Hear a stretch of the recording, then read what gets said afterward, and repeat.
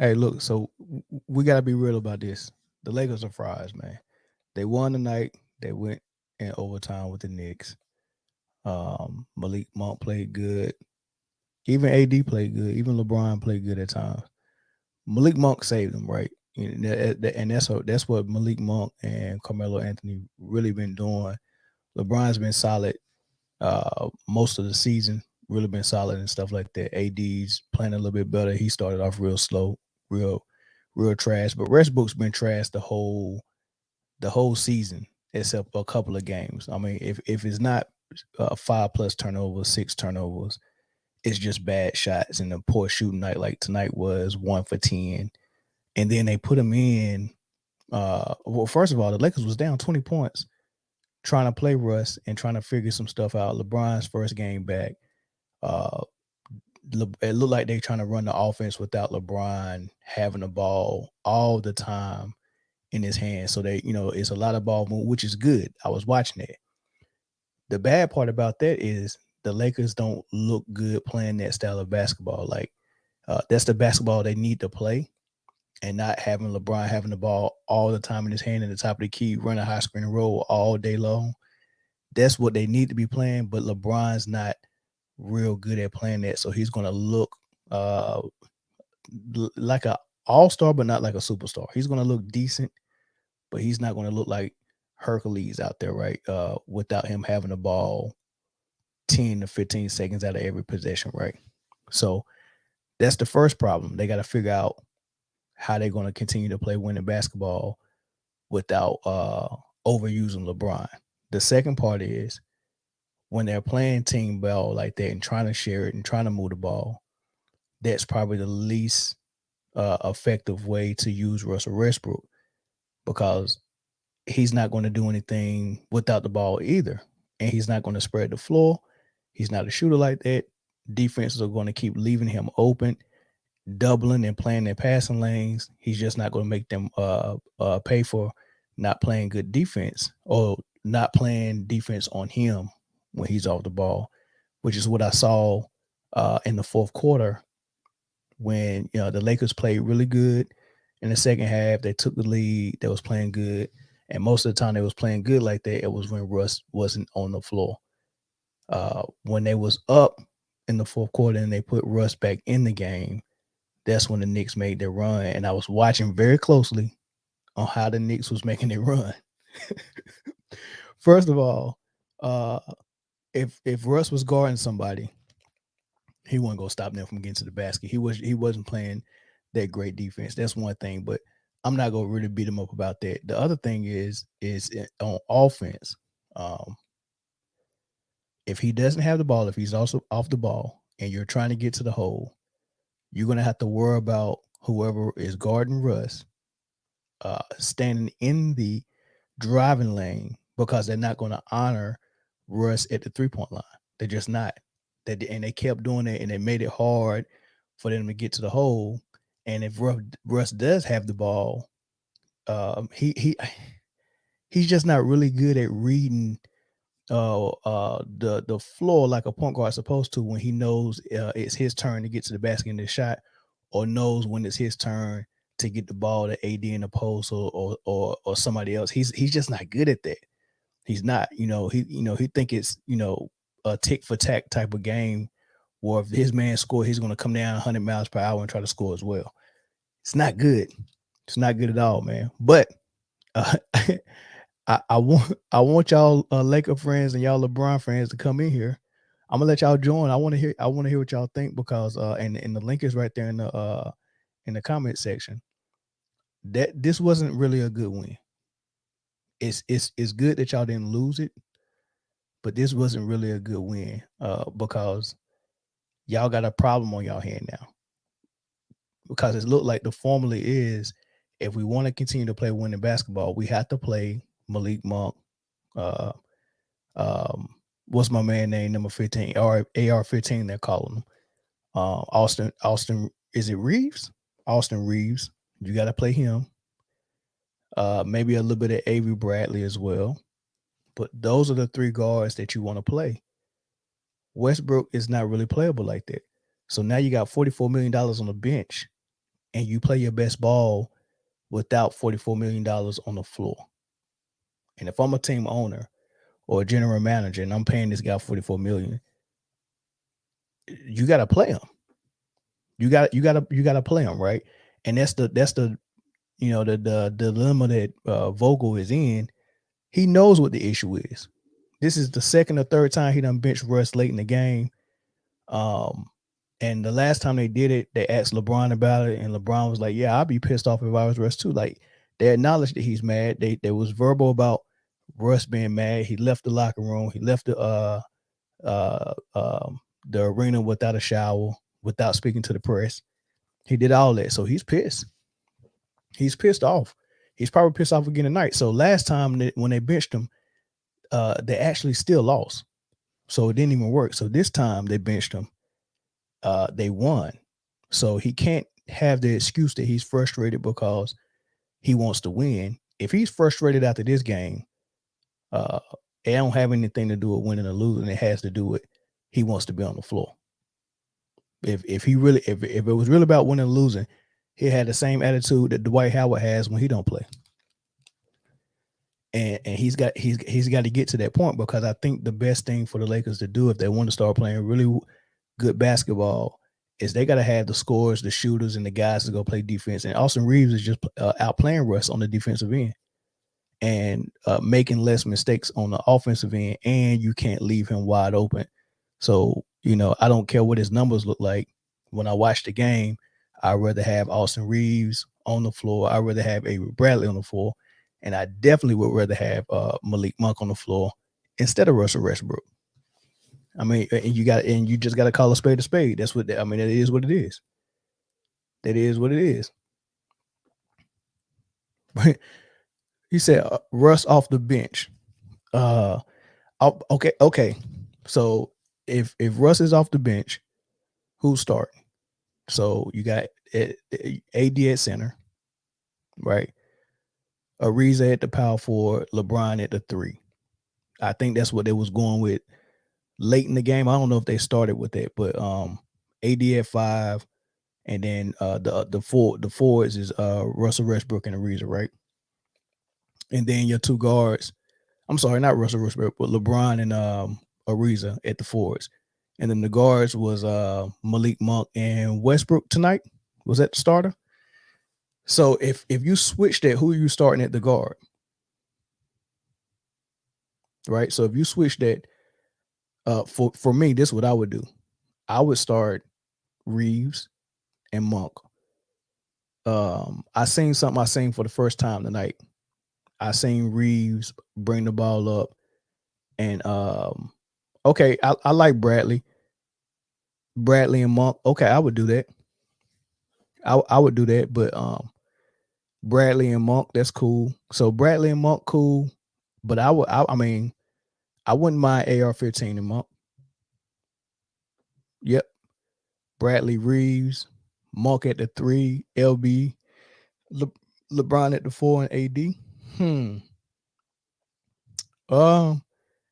You'll get out rebounded like that, right? So that lineup. Remember, they just went in overtime with the Knicks. With that lineup, you in the West, you still got to play Phoenix. You still got to play Golden State, and Phoenix got that big monster in the middle with DeAndre Ayton, right? So it ain't like Anthony Davis is just going to be enough for you to rebound, right? And then in Golden State you got Draymond and Kevon Looney, and then Wiseman to be coming back soon. So that ain't gonna be enough for you to rebound and defend as well. So if you go start AD at the 5 and LeBron at the 4, whoever your 3 is got to be long and able to rebound and able to guard somebody in the post. And that's what Ariza's been doing. He's been switching a lot. Even those games where they were saying LeBron was playing the 5, Ariza was really the one that was posting up and guarding some of those big dudes. So I think it's going to have to be Ariza or Carmelo. And we don't know how long Melo is out with the hamstring, but and yeah, Dwight and DeAndre Jordan got to step up. I think Dwight been playing good. DeAndre Jordan, it ain't nothing you can get. He ain't got nothing left. It ain't nothing you can get out of him. But yeah, my thing is I whatever five you come up with, long as Westbrook is not in that five. Now the issue comes in. The issue comes in to what role is he gonna play off the bench and how much minutes is he gonna play off the bench. Let me share this link, man. Y'all need to come in here. Y'all need to come in here and chop it up with me, man. So I mean, I would reduce Russell. I would use Russell Westbrook like Pat Beverly. I'm gonna be honest with you. Everybody that support Russell Westbrook, I always want to say, no one out hustles him. He play hard every night, and which is right. He hustles and he don't miss games, right? But you're describing a Pat Beverly to me, not a $44 million guy. That's Pat Beverly, and if he's out hustling, if he hustle more than everybody else in the league, then how come everybody at his position outplays him? What are they doing? The guys is like Ja Morant, Steph Curry, Dame Lillard, CJ McCollum. I mean the list goes on. Donovan Mitchell. These guys is outplaying him. If Russell is hustling more than them, then how the point guards is outplaying him and CP3 too? What are they doing? Are they not hustling? Right. So that I think that's a poor explanation for why you should be playing Russell Westbrook or why people support him. You can't come out and say, "Oh, but he's a hustler." So the guys that's outplaying him, are they not hustlers? Or are they outplaying Russ without hustling? That's the point. That's the point I don't get. I don't understand that. He hustles. Westbrook needs to play off the bench, and I don't think he can. Nah, he ain't got no choice to. He gonna have to play off the bench. The writing's on the wall, man. The writing's on the wall. It hasn't worked with him playing in the starting lineup. It hasn't worked. Russell Westbrook is a one-man show. He needs to have a team like Iverson had in Philly, a team where nobody else can score, and we just go rely on Russ to score. The problem is, when Iverson was doing it, his teams was actually winning. When Westbrook was doing it, only thing he was getting was triple doubles. He wasn't really getting wins like that. Sometimes he's more of a pain than a blessing. When is he a blessing? I think he's just pain all the time. Hustle not 60-40. He's 60% of the time he coach. Hey, it's a wrap, man. But Russell Westbrook actually is what the Lakers are. So everything you can say about Russell Westbrook, you can say about the Lakers as a squad. So the Lakers got to win tonight against the Knicks. Good luck with the rest of their road trip. Well, they was at home tonight. Well, good luck with whoever they got next. Because if it's a playoff team, if it's a contender, they more than likely go lose. But I do want to commend them on how they was playing. It wasn't just give LeBron the ball and run screen and roll for 4 quarters. It wasn't that, which is good. And if they can get that figured out, where they playing real basketball and they moving the ball and it's equal opportunity and everyone gets to make a play for someone or themselves, then it's going to be great. And I think Malik Monk is the key. And if he can be consistent and give you 20 a night, and be able to shoot it like that, oh man, he gonna be big for the Lakers. He gonna be real big.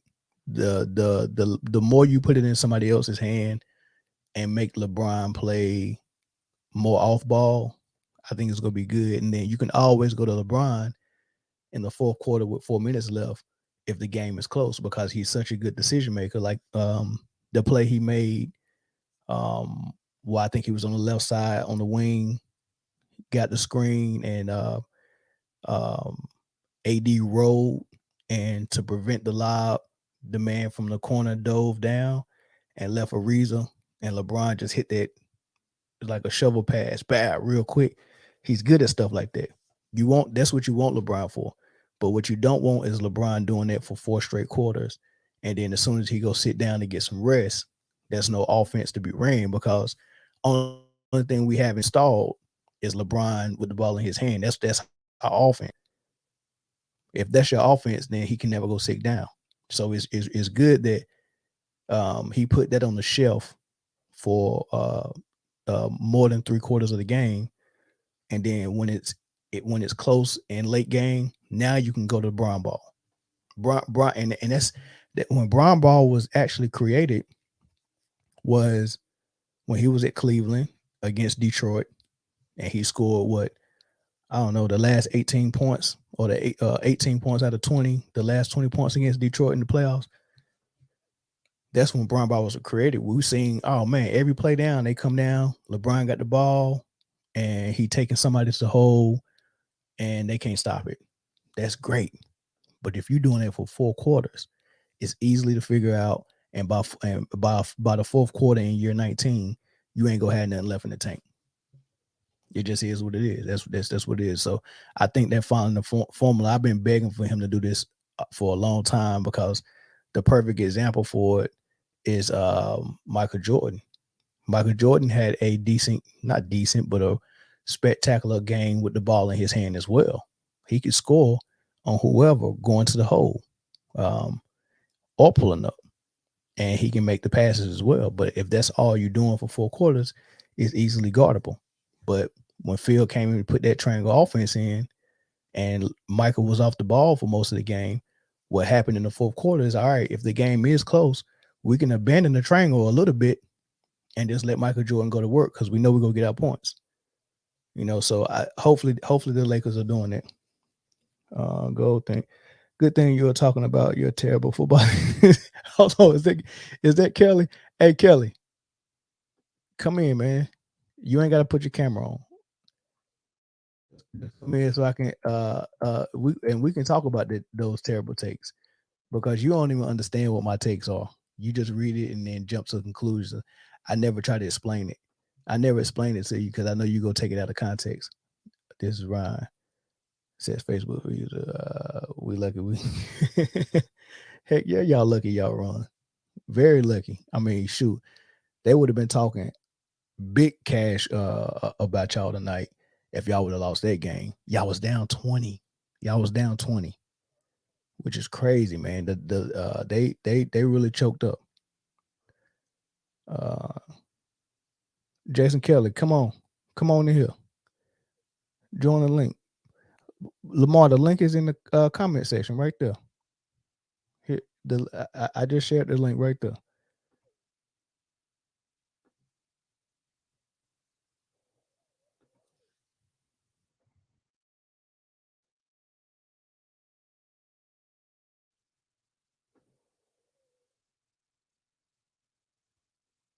Jason Kelly's scared to come in here though, because he know I'm gonna cook him.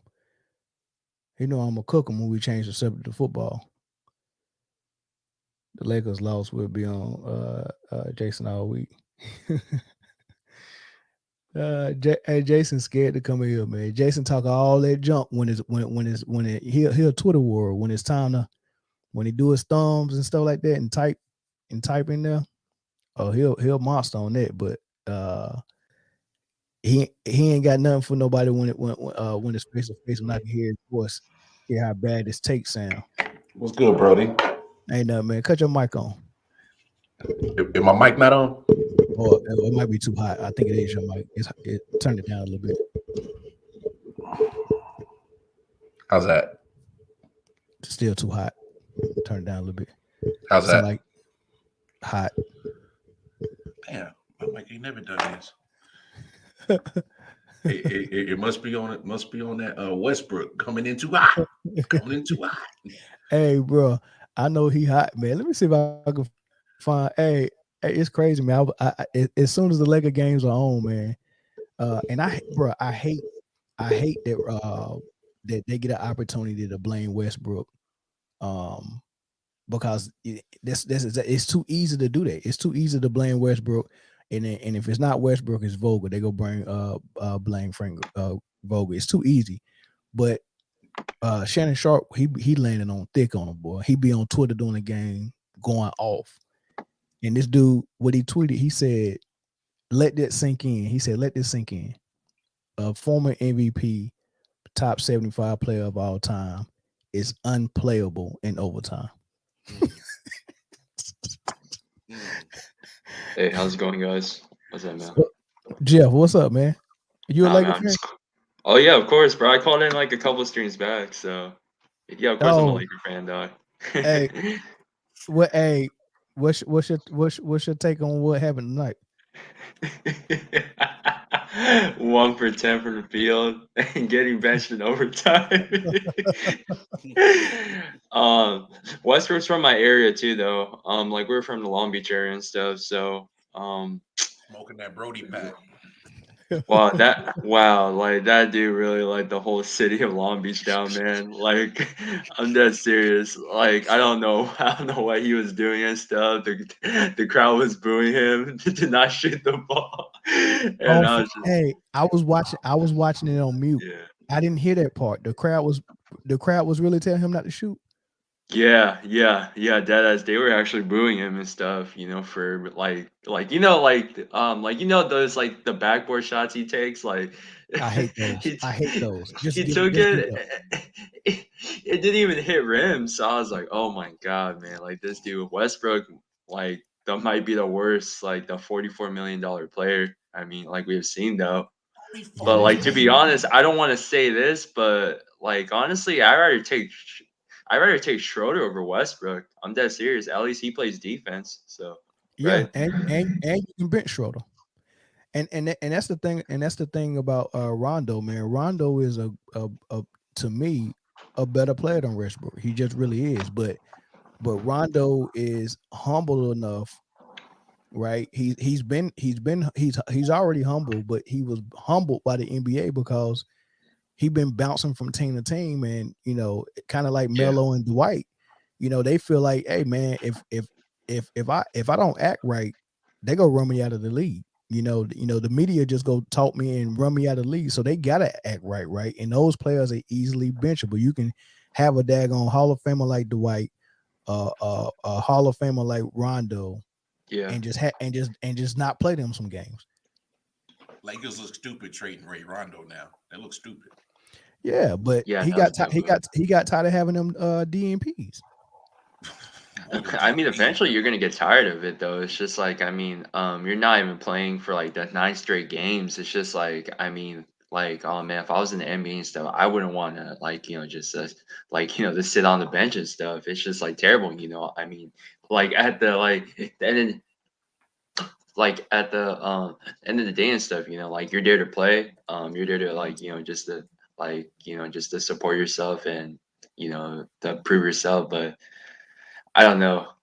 Like it's just like it's just tough to watch with like the Westbrook on the floor, man. He's just like, like that dude's like a bonehead, honestly. That dude's like literally stupid. So I don't really feel any sympathy for him, man. I'm sorry, bro. I don't really feel any sympathy for him. It's just like, I mean, like now I see why, like that, the the the man he's been traded like to freaking 4 teams in 4 years. Yeah, that's pretty sad right there. So I think he's gonna be out the league in a couple of years. Like he's gonna be the next uh I say like I say like a next, like the Iverson type of guy, like just just so like just Oh selfish no, and no, stuff, no, no. Don't compare him to Iverson. Oh really? No, Oh no, I mean the rings and stuff. Like the rings, like they're gonna go the ringless and stuff. But like I'm taking Iverson over Westbrook. Sorry, I'm taking Iverson over Westbrook, but I'm not Yeah, really all day long, all day all day. long. Yeah, yeah, but he might not be out of the league. I think some team that's not even in playoff contention to pick him up at some point. But I he's yeah. he's done he's done getting these huge contracts. yeah. It's a wrap. I It's a wrap. just He'll be I'm playing for the league minimum wherever he goes, and he better be happy with whatever role they give him, man. Like he might be in that Gary Payton role on the championship team with Miami when they had Shaq, Wade, Antoine Walker, Jay Will, Oh yeah, I remember that. Lonzo Mourning. He might be in that type of role. That's called a teacher role. Yeah, Yeah, but Westbrook can't teach me nothing though. nah. He can teach you what not to do. No, he can't. He can't teach me that, man. He still need to learn. He still Yeah. is. I mean, he ain't even playing no D. I mean, that game they lost to the Clippers. This dude Right. come in on a double team Bro, and I'm so glad you didn't go live that night. I'm so glad you didn't go live that man, night. I should have, man. This dude came on a double, right? And dude driving, Yeah. Reeves got him, Got him angled pinned, yeah. properly for him to hit his chest, but he spins right off because Westbrook comes at an angle where he's behind the guy. He wasn't even nowhere near able to make a play on the ball. Yeah. And Reggie made him look stupid, dog. Reggie made him look I'm like, stupid. come Man. on, man. Like it's horrible. Like how you shooting your team in the foot on offense and And defense? defense. You got to give me one of them. Hey, you shooting the team in the foot in three facets. You shoot them on offense, you shoot them on defense, and you cost 44 million. He's shooting the club up, bro. Facts. Look, Yeah. so let's talk about what happened, right? They go down 20 points to the Knicks. I'm watching the game, right? And when I'm watching it to see how good LeBron looked coming off the knee injury, right? So I'm also watching like I noticed they're not playing Bron ball.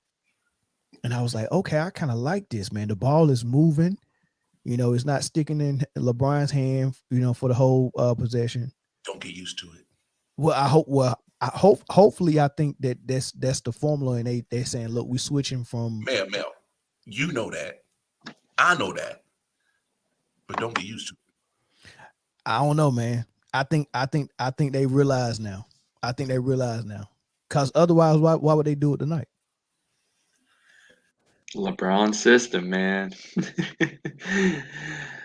But look, they wasn't doing it tonight into the fourth. But do you really think that LeBron's going to be able to play the rest of the season without the ball in his hands for more than 67% of the time? Do you really think? Yeah, I do. I do.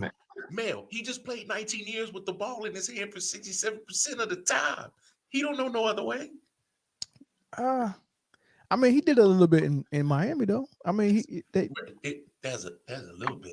You asking for this man to play a minimum of probably at least 35 games regular season. I think he go do it and go on a playoff run playing that style of ball. I think he go do it. Hey, what they say, Tigers can't change their stripes. This is why you don't turn over to a housewife. They don't act right. Bruh. Hey, he gonna revert right back to old tendencies. He might. We'll see. I'm being hopeful, and it's wishful thinking at this point. But Yeah. I'm just saying from what I've seen from the You game. got more hope than me. That's why I keep these Brody packs. Right. Look, the hope is there, but as soon as I see something different, I'm gonna call it out. I'm gonna call it out. Oh, no doubt. But for tonight, at least they on the right track.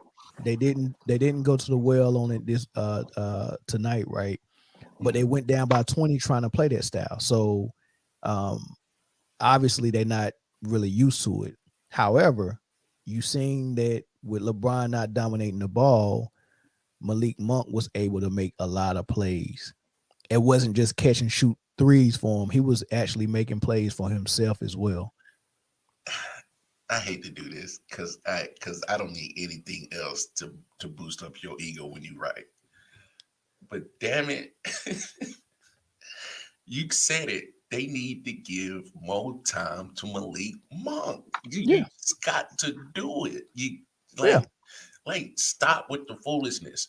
And I'll give AD his credit. As much grief as I give him and dog him, call him in street clothes, Mr. Bobo Boy, playing with Bobo Rap. Yo, last two games, even in a losing effort against the Clippers the other day, if he ain't there, if he hurt, that game's a blowout. And he helped keep him in the game tonight. Yeah. And Malik Monk damn sure did his part to make sure that they was gonna get on the winning side. Facts. So Facts. Look, I know it's a conundrum to put 44 million on the bench. Damn it, you ain't got no choice. They ain't got no choice, man. Otherwise, you getting put out in that first play-in Bro, tournament. You getting put out. Less LeBron with the ball, more Malik Monk, and zero Westbrook. That's the formula. Thank you. Yeah, I want to see that more honestly. Man, that brother, that brother Malik Monk, man, like that dude's a steal. Like the off season, like for the Lakers especially, man. They Like got Malik Monk for pennies, bro. yeah, like yeah, but I'm not sure about like the what's that guy's name for the Miami Heat? Kendrick Nunn. The Kendrick Nunn. Kendrick He ain't Nunn. played yet. He ain't played yet. I think And he's gonna get traded. He might get. I think he'll get traded because I don't know if by the time he comes back, if it's gonna be enough. But when you really think about it, Kendrick Nunn gives you just as much offense as Malik Monk does. He just smaller than Malik Monk. So I'm thinking in my head like, dog, man, they really wasted money on Russ because they could have just had Malik Monk starting, Avery Bradley starting, or if Nunn was healthy, none. Like they really wasted 2 years, 44 mil this year and 47 mil next year. It goes up. Yes. Yeah, the luxury tax. No. Yeah, you got y'all owe him 47 mil next year. If they don't move him by trade deadline, they ain't serious. Who gonna take Russ and 47 mil? Man, send his ass to Bishop Sycamore. I don't give a damn. He don't need to be on the Lakers roster. Look, y'all got Malik Monk, Kendrick Nunn, and Avery Bradley on a vet minimum. Yes. Right. And they're playing way better basketball than Russ, and he's getting 40. He's getting more than LeBron. Yeah, it's pretty sad, honestly. Y'all dumb. Yeah. Magic would have never done that. You think the GOAT point guard can look at Russ and be like, oh yeah, we need some of that on the Lakers.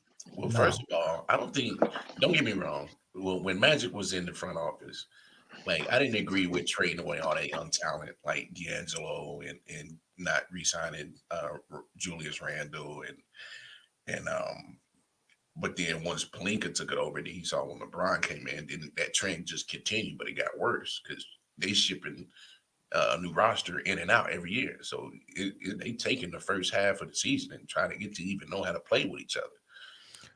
I don't know, man. What Magic did got them a championship, a bubble ring.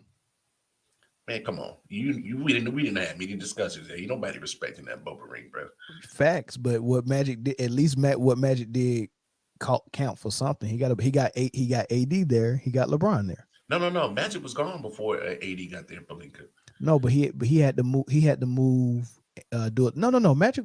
No, they had to do a lot of caps. No, Magic got AD there. No. Remember, Magic's last year was LeBron's first year, and he stepped down like that last few games of the season.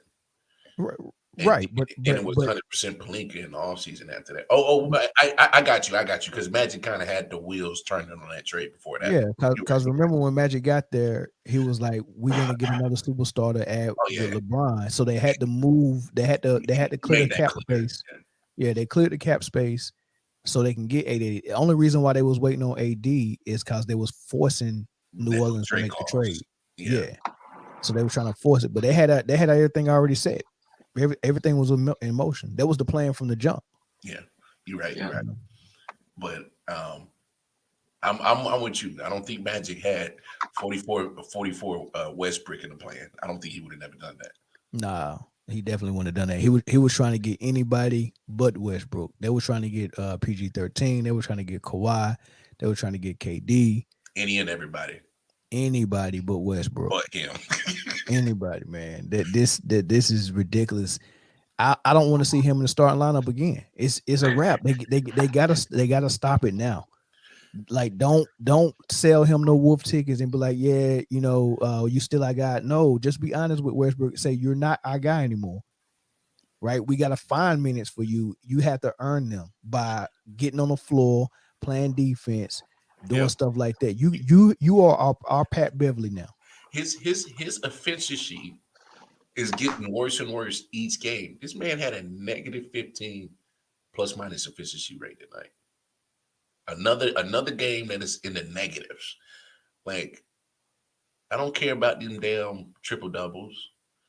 If your efficiency is literally negative every time you play, because obviously you're not playing defense. Anybody their mama could score on you. Right. It's going to like, even if you give us 25, 30 points, it's going to come with probably almost damn near 25 shots. It's going to come with a bag of turnovers. Yeah, man. So what is we doing? Yeah.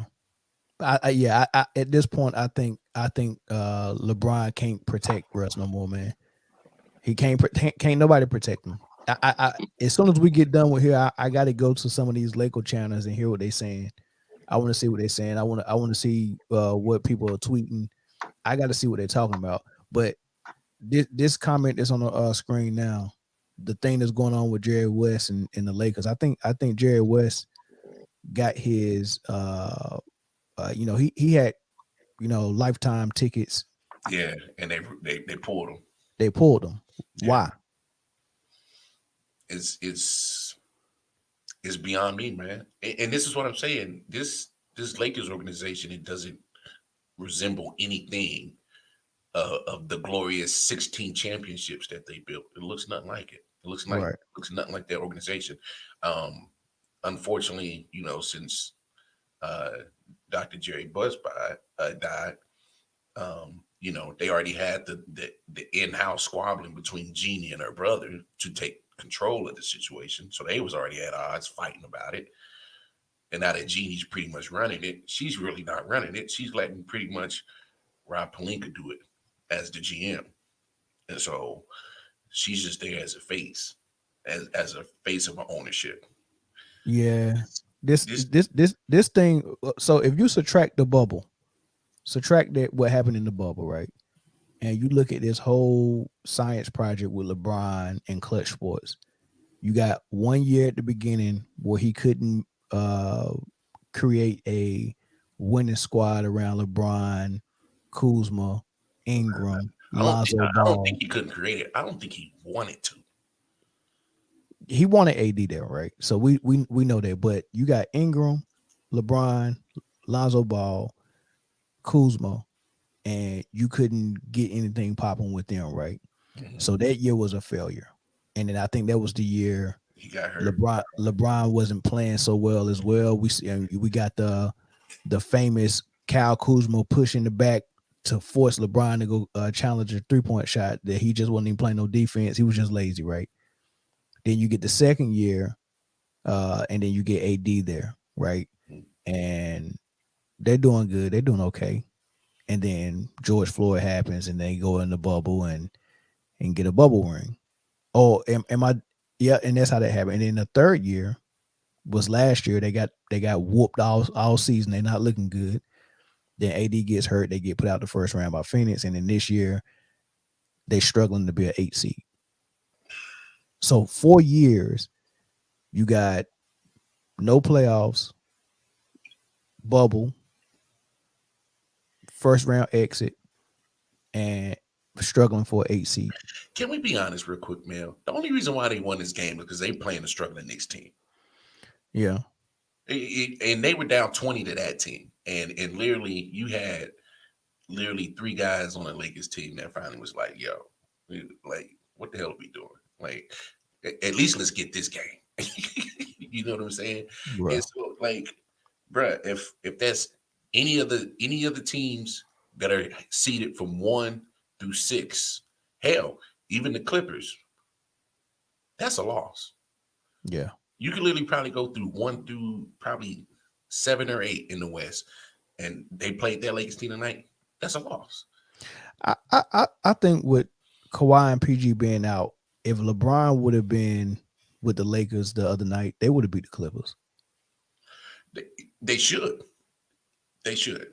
But And they might have blown them out if they wouldn't have played Russ. Russ needs to twist his ankle or something. I mean, the like, it's the gift and the curse. The dude don't miss games. look, he's a great athlete, hell of an athlete. I'll give him that just due, that respect. But when it comes to playing basketball, like there's four other dudes on the court you got to rely on. Like you need them. And my thing is, if this was a one-on-one tournament, oh, Russell Westbrook would probably be a king in that joint. But I ain't never heard no one-on-one basketball league. So until that happens, like at some Nah, if it was 1-on-1, Russ still can't. Russ, because you gotta defend and you gotta hit something other than layups. He ain't even hitting his layups now, so oh, bruh, he's done, bro. bruh. He's done. When I And saw and the other Lakers, when I saw the other night, he went to the hole in that Clippers game, and Lily was at the rim and missed a layup. And I'm like, 44 million get you this? Well, shit, yeah, I'm not just. Hey, I was on my way to LA, dog. I was yeah. like, well, shit, let me suit up.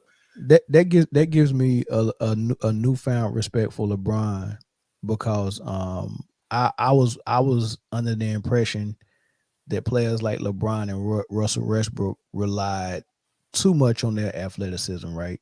Mhm. And as soon as that athleticism dwindled, they didn't have the skill set to still be a good scorer. The IQ.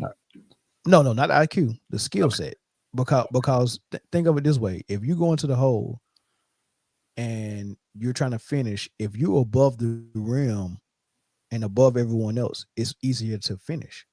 Hmm. But the guards that don't play above the rim like Westbrook, like Mike Conley, Steph Curry, Kyrie Irving, they are more skilled at being able to get their shot off with runners and Hmm. Floaters and stuff like flow that. all types of things like that, right? That they can do that. Tony Parker as well, right? Mhm. So Russ was just getting above everybody and finishing. So as soon as he can't get above everybody on a consistent basis, you're seeing that he don't have a layup package and the skill set, and he can't use the English to go off the glass and do all this stuff. He don't have runners, Hey, to add and on to that, man, to add on to that, is because I think he's looking for the contact. it But the ain't problem, no. but He don't. no, No, hold on. he don't have the skill set, Lamar. But the problem is, well, yeah, I agree with you, but I'm saying he's also trying to look for the contact. That's why he's still thinking that he can go above the rim over these guys. But the only problem is, you still ain't a good free throw shooter. So you just put yourself on the line, and that's a gamble right now to put yourself on the free throw line. And Yeah, and obviously it goes back to what we said millions of times. It's like you can't be. He's been in the league what 13, 14 years now, and you still ain't got no consistent jump shot. Like now, I think that's why teams are really starting to realize that he's just athleticism. He's just an athlete. He's not a basketball player because it's his fourth team. What other former MVP goes on four different teams, 4 straight years? The Wizards are playing better ball right now without him on that roster. yeah, because that you can play better ball without a player who is locked into one style, and Mike LeGrand is right. Yeah, he didn't evolve his game Yeah, because he was so athletic and fast and had the leaping ability that he didn't need to evolve. Well, he did need to, but he could in mask it. his mind, he thought he didn't need to evolve. And a lot of people minds too. I mean, because it's coaches that come out and support him and be like, "Oh man, he got a triple double." You understand how hard that is? Come on, man. Like people that really hoop, we ain't sitting here daggone kissing nobody but over no daggone triple double. A triple double just means you play for a horrible team. If I'm getting more rebounds than my center, something ain't right. I mean, because that's a whole play that you take off the table, where your big man gets the rebound and Yep. outlet pass, Outlet. Yep. right? Fast You break. you taking that whole play away. Hmm. You supposed to get about 12 points off of 12 early offensive baskets a game. And you're taking it out of the loop because your point guard is getting the rebound and trying to go coast to coast. I never understood that. Why he's literally averaging double figures in rebounds. And because I was looking at it last year, I think or Brian, I can't remember his name. Brian for the Wizards was the center. That dude's averaging like 4.5 rebounds the whole Who? season. I can't remember the center name. Bryant, black dude on the Wizards last year. Oh, the Wizards. Okay, yeah. And Yeah, he's actually decent. I think he got hurt a couple of years ago. Then he ain't got back to form yet. and Westbrook was averaging like almost 12 rebounds last year with the Wizards. I'm like, why? And don't get me wrong, like only person that really benefited last year from Russell Westbrook was Bradley Beal because that's who he was assistant to on all them assists. And so, other than that, nobody else was eating. Nobody You else was think getting stats. you think Bradley Bill you think he benefited from Russ being there? Who when Russell Westbrook was getting all those assists, he was only passing it to Bradley Beal. Bradley Beal was the only one benefiting off that shit. Do you think Bradley Bill need Russ to set him up to get a Oh no basket? no! That's not what I'm saying. Bradley Beal can create his own shots and has a So skill so set. so the answer is nobody was benefiting but Russ from his assists. It's hard to fathom that a assist can be selfish, but Russ assists are selfish. They're self-serving. Like you get what I'm saying? Like it's almost like if if uh if if I give you the ride to work every day, but you got your own car, and then I go around bragging about it, like, man, I'm taking Lamar to work every day.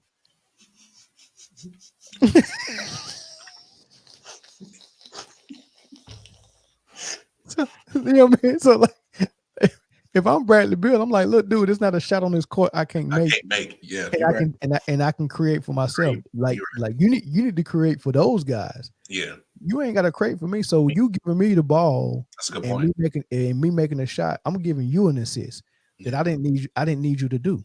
yeah. Or I didn't need you for that. Yeah, no, no, it you're could have right. been any point guard. Just give me the ball and get out my way. Yeah, that's a good I point. can I can catch and shoot. You get what I'm saying? I can take one dribble and pull up and you get the assist for it. And that's what a lot of Stockton assist is. Here, Malone, do your thing, and Malone get a basket with two dribbles or less, and Mhm. Stockton get an assist for it, and he ain't do nothing but just get a ball up. You get what I'm saying? So those numbers, you gotta look deep, a little bit below the surface with some of those numbers, and that's why I'm not impressed by triple doubles. Like I said, if you getting a triple double, that means either if you're getting them consistently. I'm not saying if you get a random triple double, like you might be playing a team that's huge and got great rebounders, right? And then your coach might be like, "Hey, look, I need my guards to crash the boards this game." So if I got like J Kidd, who's 6'4" at point guard, all right, I'm crashing the boards to help rebound because that's the game plan for the day. Yeah, I get that. That's the advantage of having a rebounding point guard. But you don't want to do that on a consistent basis, especially when you don't need it. mm, So if I don't need you to give me 10 rebounds a day, don't give it to me. I yeah. need you. I need you to be out on the break. No, be a point guard. Right.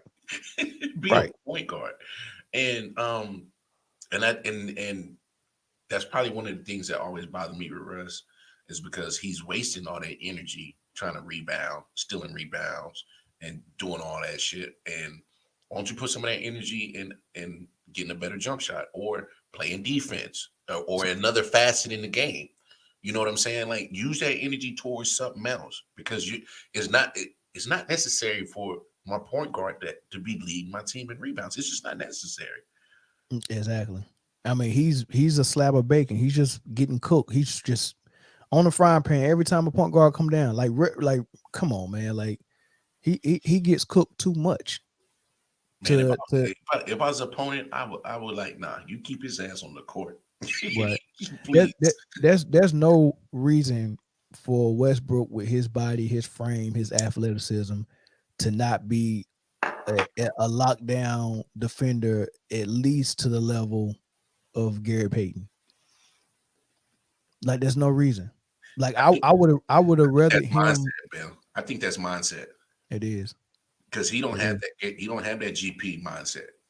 GP mindset was like, I want to win. And whatever is necessary of me to do that job, whether it's to lock down a defender, That's my job for the night. Whether it's for me to have all the assists and maybe my point total ain't so high, that's what I'm gonna do. That's a mindset. Yeah. Yeah. Mike LeGrand said the worst decision for Westbrook was making him a point guard coming out of college. He would have been much more effective playing the two and having to deal with instead of dealing with decision making for the team. He may have focused more on his jump shot playing the two and versus being a ball dominant point guard. That's a good Yeah, I argument. can I can see that too. I've always been on record saying Russ needs to make a decision, and I was saying that while he was still in OKC. I said Russ has to make a decision.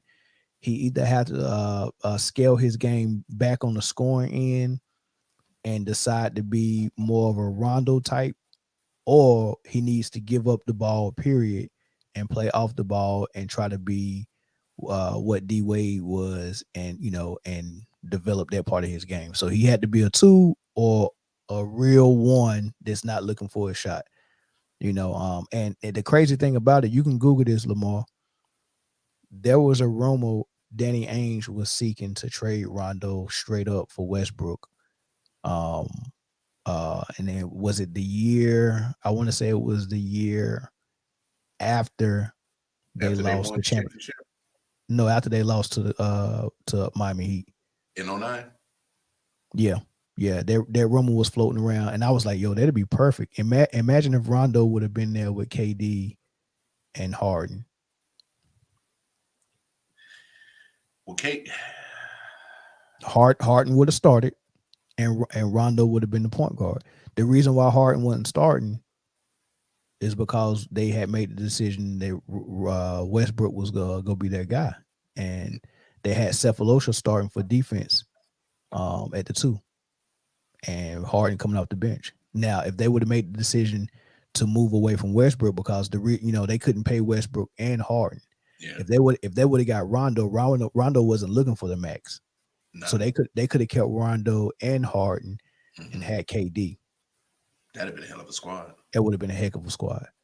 Because you know how Rondo is. He's gonna make sure the shooters get the ball. Oh my God! I mean, if he could satisfy Ray Allen and Paul Pierce and Garnett and Boston, imagine him feeding, KD and Harden. making the decision. He would have had KD playing defense way earlier because KD didn't start playing defense till he got the wall to the Warriors. Yeah. He would have had KD locked in earlier on defense, maybe Mhm. even Harden as well. You know what I mean? It would have been phenomenal. And look at it deeper. Once he has KD and Harden getting off, you already know what the defense gonna do. We're gonna try to shut them two down, and Rondo could have got his little easy 20 points Oh a yeah, game. yeah, yeah, yeah. That would have been dope. Yeah, that would have been dope. But you got to give OKC's GM his props for his drafting, man, because he brought in he had Jeff in a matter of 3 years. He had KD, Westbrook, Jeff Green, Harden. and James Harden. And I was a big fan of Jeff Green. Still am. Big big supporter of Jeff Green, man, even from the beginning. It's funny you bring his name up. Oh, Gerald Green No, or Jeff Jeff. Green. Jeff Green? Yeah, Jeff Green. Brooklyn Nets miss him. Yeah. Yeah, I said that from before the season even started. When I found out they didn't re-sign him, I said that was a big mistake. They needed that. They needed him. They needed him, man. If they could have kept him and just added Patty Mills, if Harry, like the Nets should not be struggling right now. They on a 7-game losing streak. They shouldn't be struggling at all. But They they got shouldn't. They shouldn't. But they got injuries, and then you still can't play with Kyrie at home. So right, to me, And Harden's not himself yet. hey, this chatter with Harden not being happy is getting louder and louder, man. Yeah, but I still don't believe it. Yeah, man. We not in the building, so I can't give an honest opinion on it. I'm just saying, like, they're struggling right now. They obviously miss KD. That's a no-brainer. Joe Harris, he's about to be out for a minute. They shouldn't have left Jeff Green walk out the door. So, Mhm. and there's a lot of chatter that people ain't happy with Steve Nash as coach. And so yeah, I think they're starting to get into a point where they got a lot of stuff that's happening all at once, and it's really fucking up the chemistry on that court. Yeah, but that's by design though. You got to ask yourself who's breaking these stories that because I'm gonna tell you all those stories that's surrounding Brooklyn right now. Starting off with Kyrie and the Vex, right? Then starting off with Kyrie, the Brooklyn Nets want to trade him, except KD won't let him. Right. So we already know who perpetuated and started those rumors. Stephen A. and Nick Wright. Right. They just personally don't like Kyrie. So boom, there you go. That's a lie. Then all of a sudden, Kyrie comes back. They're not happy with it. And now the new story is, oh, he can't play home games. That's bad for chemistry, right? So that's one thing. The next thing is, oh, Harden's upset that Kyrie can't play home games and he's frustrated. They asked Harden about it. He dispelled it and said, no, man, I just don't like losing, So now the thing is, oh, Brooklyn might be open to trading Harden for Ben Simmons. And that's the silliest shit in the world. Who started that rumor? I saw that, bro. I saw that rumor, and I'm like, if Brooklyn make that trade, they ain't serious. So I won't believe it until it happens, because that you don't give up Harden, who does the things you need for a person that can only bring you assist and defense. I mean, that's pretty much all that Ben Simmons is adding to your team: assist, defense, some rebounding, but right. You're not getting scoring. It's not a horrible trade. I just wouldn't do it. You get what I'm saying? Like if I had my choice, so if I had Kyrie, Karis LeVert, and KD and Joe Harris the way I did last year, and I had my choice to pull the trigger on a trade for Harden or Ben Simmons, I probably would have said, man, I probably can give up less to get Ben Simmons than I, have to give up to get Harden. I probably would have went with Ben Simmons. But now that I have Harden, I'm not going to say, all right, let's just punt the season and trade him for Ben Simmons in the middle of the season. Yeah. And no, I'm not going to do that. I wouldn't do that. So that I'm like, man, who is starting these rumors? And so listen to how many rumors it is: Harden, Kyrie, KD, Steve Nash. It's just all out there, and ain't nobody name attached to it. It ain't came from the locker room. It ain't came. All it did was come from LeBron's camp. All it is all this is, and look, and it's crazy. I wish I would have done this video at the beginning of the year. And as a matter of fact, I'm gonna pull it up, right. I'm gonna share something with you. This is a video I was gonna do at the beginning of the season, right? Let me see if I can find this. I'm gonna try to find this. But why you find it? You made a good point of the possible trade of getting Simmons instead of trading for Harden, because you said that you would have to give up less to get Ben, and I agree with you on that point, because just look at what they gave up to get Harden. Because I didn't like the fact that they put Jared Allen in that trade to get Harden. Yeah, I mean, but Jared Allen was it was hard for him to try to figure out playing with KD. I was watching those games and I was like, dang, man, they can't get out of Jared Allen what I think he can give them. They wasn't getting everything out of him. Like what you mean? Because the only thing I'm thinking that you use Jared Allen for is to make sure you get rebounds so you can get more scoring opportunities, and definitely for being a rim protector. When the Nets have lost 7 straight and the Lakers won a game, good day, quickly. As bad as LA is, classic soap opera isn't number one. Look, speaking of the Nets and Lakers, right? People picked them to represent the East and the West in the championship game. And it happened. And the Nets was doing all right. They was number one they started out like number 3, and then they went up to number 1 in the East, and that was doing all right. And then KD went down, and then now they're on the 7-game losing streak, right? So I'm Yeah, not I'm not really out on the Nets right now.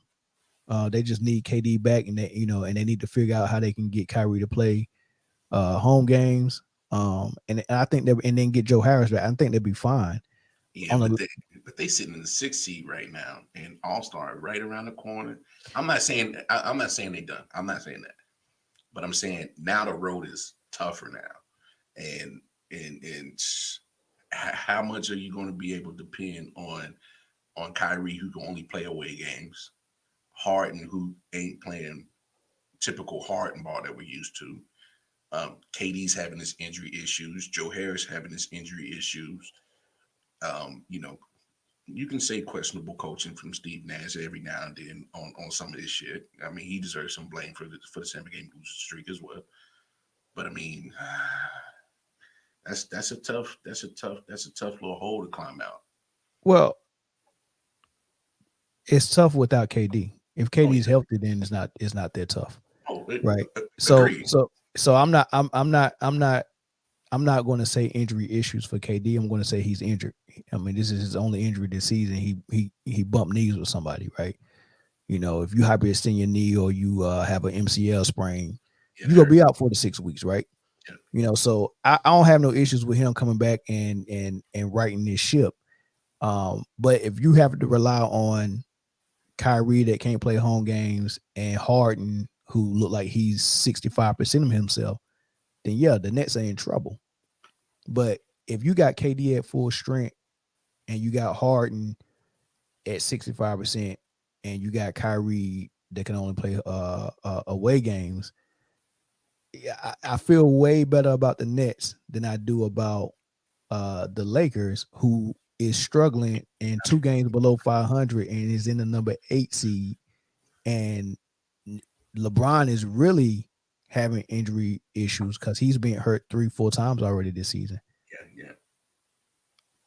Yeah. So and they in the 8 seed. Like the 6 Yeah. seed in the East is different than the 8 seed in the West, because if you're the 8 seed in the West, that means you get the luxury of playing Phoenix Suns in the first round, like you did last season.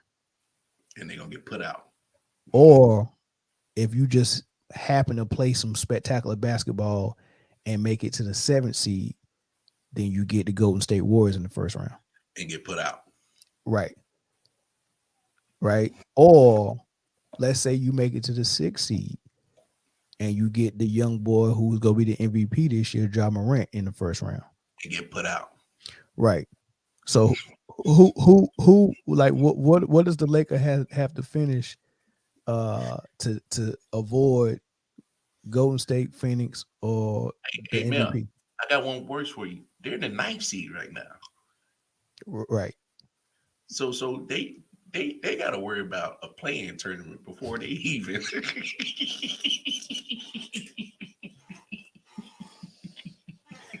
Right. They got to worry about a play-in tournament. They got to make sure they can even survive a play-in tournament.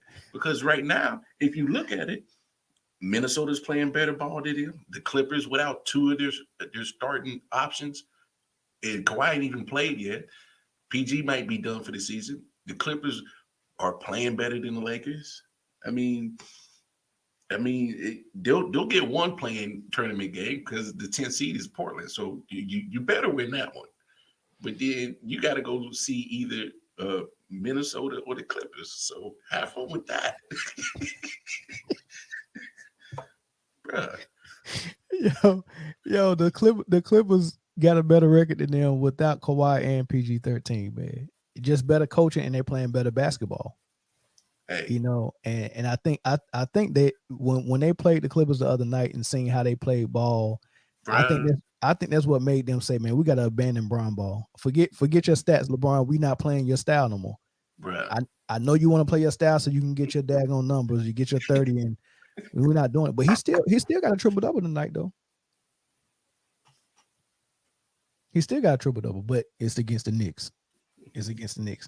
Hold on, who? Mike said Harden had to relearn basketball this year. Nah, I wouldn't say that, man. I don't think the them calling foul, because first and foremost, uh, they only, and this happens every time they have a rule change. That first beginning of the year, they try to drive the point home, And then they and forget about halfway through the season. yeah, they try to drive the point home The and league's up make point. everybody adjust to it, and they real strict with it, but eventually it kind of go back to the normal Mhm. anyway. And right now they're not really calling the games where Harden's not getting to the free throw line. What Harden is having the issue with is that he ain't in shape yet. He's having the same issue that Luka had last season.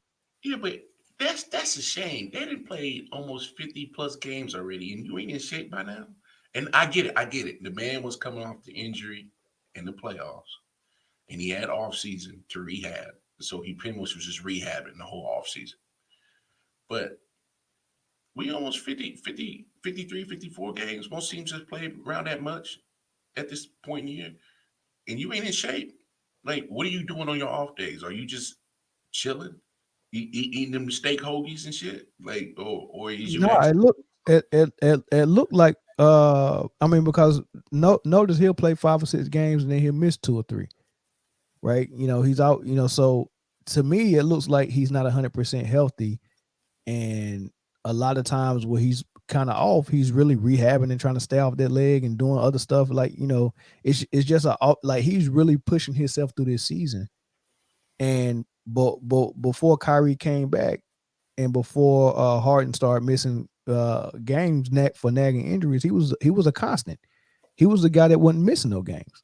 Yeah, So I'm not gonna be hard on. I mean, he got a chubby body, he got that Carmelo Anthony body and stuff like that. So it takes a little bit more for them to be in TikTok shape than it takes somebody like Morant or KD or something like that, man. So yeah, but it you, is what it is. but come on, as an athlete, a premier athlete in the league, like at some point you got to take accountability for that shit. I mean, I'm gonna say anything Sure. about Zion. Zion got to take accountability of this shit. Like you really just gonna waste your talent in what you do, which is supposed to be your craft. And my thing is, sometimes it comes to mentality again. Because my thing is, like, I love cooking. I do it it was started as a hobby, but it became my passion. So it's my craft. I'm always cooking because I got to keep honing the craft. Because if I don't cook, I'm wasting my skills and my talent.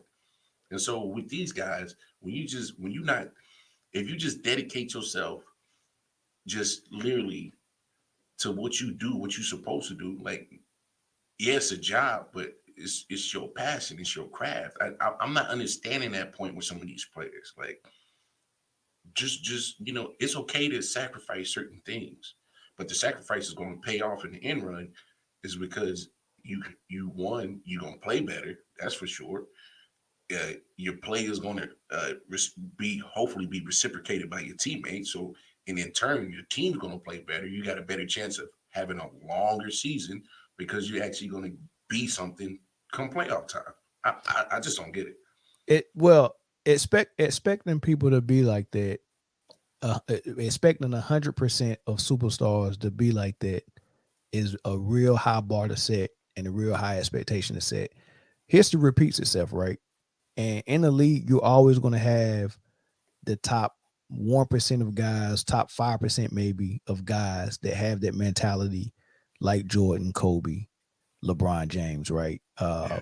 Kevin Garnett, those guys who took it ultra serious. And then you always gonna have those superstars that are just blessed and can get by with, giving it 50% of their, like Charles Barkley. He was only in shape probably 3 out of his 13 years he played, right? Mhm. And the best shape he was in his life turned him into an MVP in the league and sent his team to the finals against Michael Jordan. If he would have Yeah. stayed in that type of shape his whole career, Yeah, who more than knows? one appearance. You get what I'm saying? But I can't expect Charles Barkley to eat, sleep, think, and be as blessed as Michael Jordan was, and I can't expect Zion to be anything like somebody like Ja Morant or KD. I can't expect Harden either. You know what I'm saying? You know you are what you are. So what I will do is call it out how I see it, but I'm not going to criticize them to the point where I say you should be doing this. Yeah, I, I, I'm just of the belief that, man, come on, like you, you got to find a way to, you know, find some kind of thing in your brain that says, yo, maybe I shouldn't, maybe I should change a couple of things. You know, it, like that. This whole Zion thing. This man is just. Is he ever gonna play this year? I don't know, but all they had to do was listen to the Man Down podcast, and they would have known it. I told them not to take my Zion no more. I told everybody. I was telling everybody from the time he got to Duke that this dude is 90% athlete Mm-hmm. and only 10% basketball. You don't want a guy like that unless he's 7 foot. If Zion was 7 foot, then he would have been the next Shaquille O'Neal. But being 6'6", Yeah. I'm not drafting you, bro, because I know you go give me 6 years at the most Mm-hmm. of being elite, and then as At soon as your athleticism go away, you go believe Blake Griffin at best. No, you're not wrong Am I though. right or wrong? No, you're not wrong. Yeah, Because I mean, you see what Blake's been the last what 6 7 years since he's left the Clippers and Lob City disappeared. I mean, he's been relegated to damn bench time in Brooklyn. You know, his minutes is way down now. yeah, yeah, and that's a good point. He said Shaq and Barkley was lazy. Only difference between Shaq and Barkley was Shaq was 7 foot. Barkley actually was a better player than Shaq. Shaq was just 7 foot, and Kobe didn't want to go to war with Shaq no more because He Shaq saw it.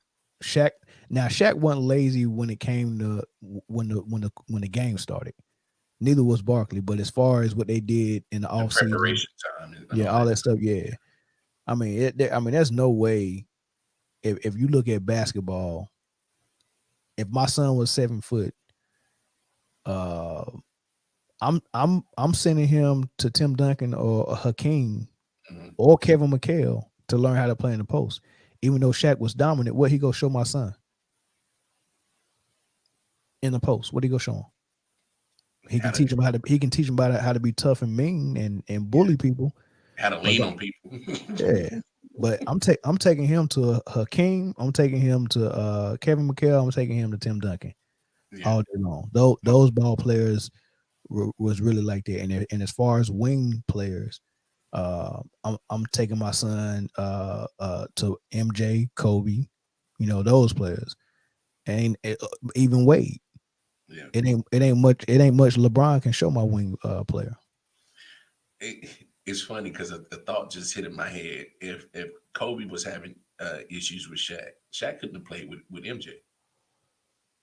No, He no, could but because but he would have respected MJ more than Kobe though. he would have. But I'm saying just you see how Kobe and MJ were one of those players that demanded his teammates to match his preparation level.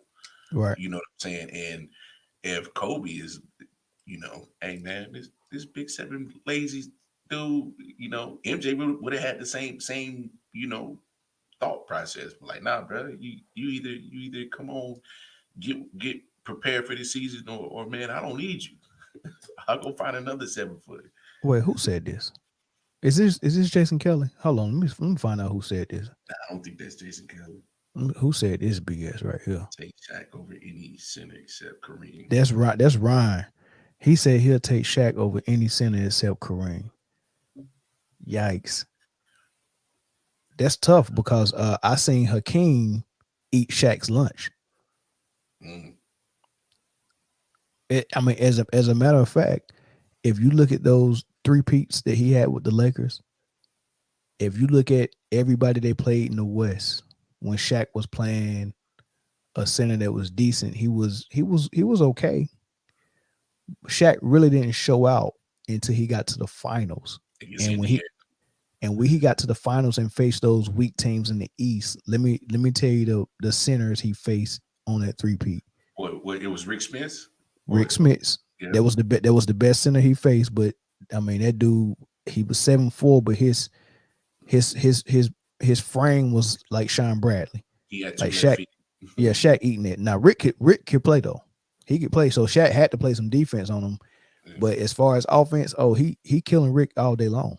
Then Right. Dikembe Mutombo against Philly. Uh, not even Dikembe. Dikembe, I don't even think Dikembe was there that year. That was Todd McCullough. Okay. It was Todd McCullough, and Tyrone Hill was trying to guard him too when Todd McCullough got in foul trouble, man. You know what I mean? So Todd McCullough, Kenyon Martin was trying to guard him against New Jersey, and I don't even know who their center was, but that's when he showed out in the finals. Before the finals, when he had to go against Sabonis in Portland, and he had to go against Duncan and Robinson and them dudes, he was all right, but Kobe was killing. Vlade Divac was giving him trouble with Sacramento. And the refs had to cheat Sacramento in order for the Lakers to get to the finals, man. Bruh, did you see? Look, I lie to you not. I literally sat down and watched it because I was going for the Kings. I hated Kobe. I hated the Lakers. I hated Shaq, man. I was going for the Kings, and I sat and watched Vlade Divac, Scott Pollard, Chris Webber, and then eventually Lawrence Funderbilt or Funder. What was his name? Lawrence It's from the Berg or something like that. Yeah, Funderbrook. All them dudes took turns coming in, just getting fouls. Bow, bow, bow, bow. But I mean, I want to say Weber fouled out that game. Scott Pollard fouled out that game. Divox ended up having like 5, and Funderburk had to come in. I think he was picking up fouls. So I was like, man, this has got to be the most fixed game I ever seen in my life, man. I want to say the game that the Kings was supposed to beat them when the Lakers made that comeback. I want to say in the fourth quarter. Squad back then, dog. They did. The Lakers shot 40 free throws in the fourth quarter. Did you know that? In one quarter? In the fourth. Just the fourth. In just the fourth. Oh my God. Yeah, they were trying to fix that shit. Most teams don't even get 40 attempts on the free throw line in a game. Come on. Exactly. They got it in the fourth quarter and they was down by like 20. Bro, hey look, I gotta send you this documentary that's on YouTube, bro.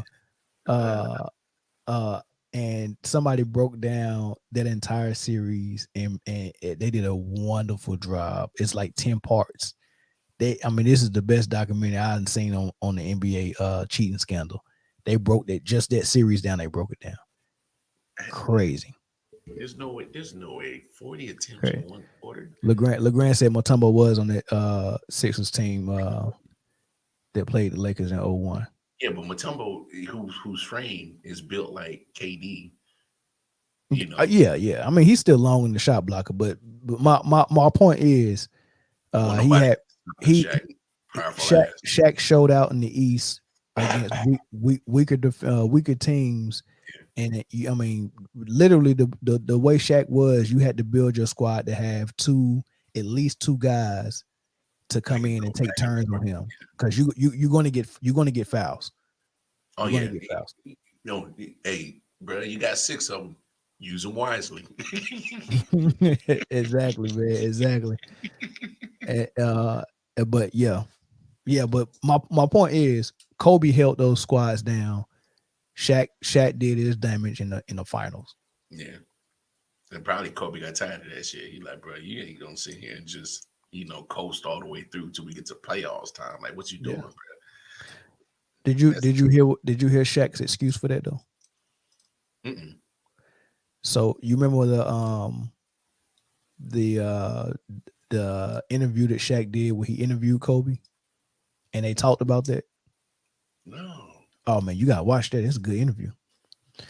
They talked about it, and Shaq said that the beating that he took all season because he was so big, the refs would let people just hack him and hit him harder, and like the fact that he didn't flinch when they was hitting him, it looked like he not really getting phased, right? But I guess Shaq's body was just tore up after the season, and running on 330 pounds and 7'2", Yeah. for 82 games and playoffs for a three-peat. Like your body wore out. It's Yeah. different from being Kobe 6'6", that ain't got no body fat. That's different.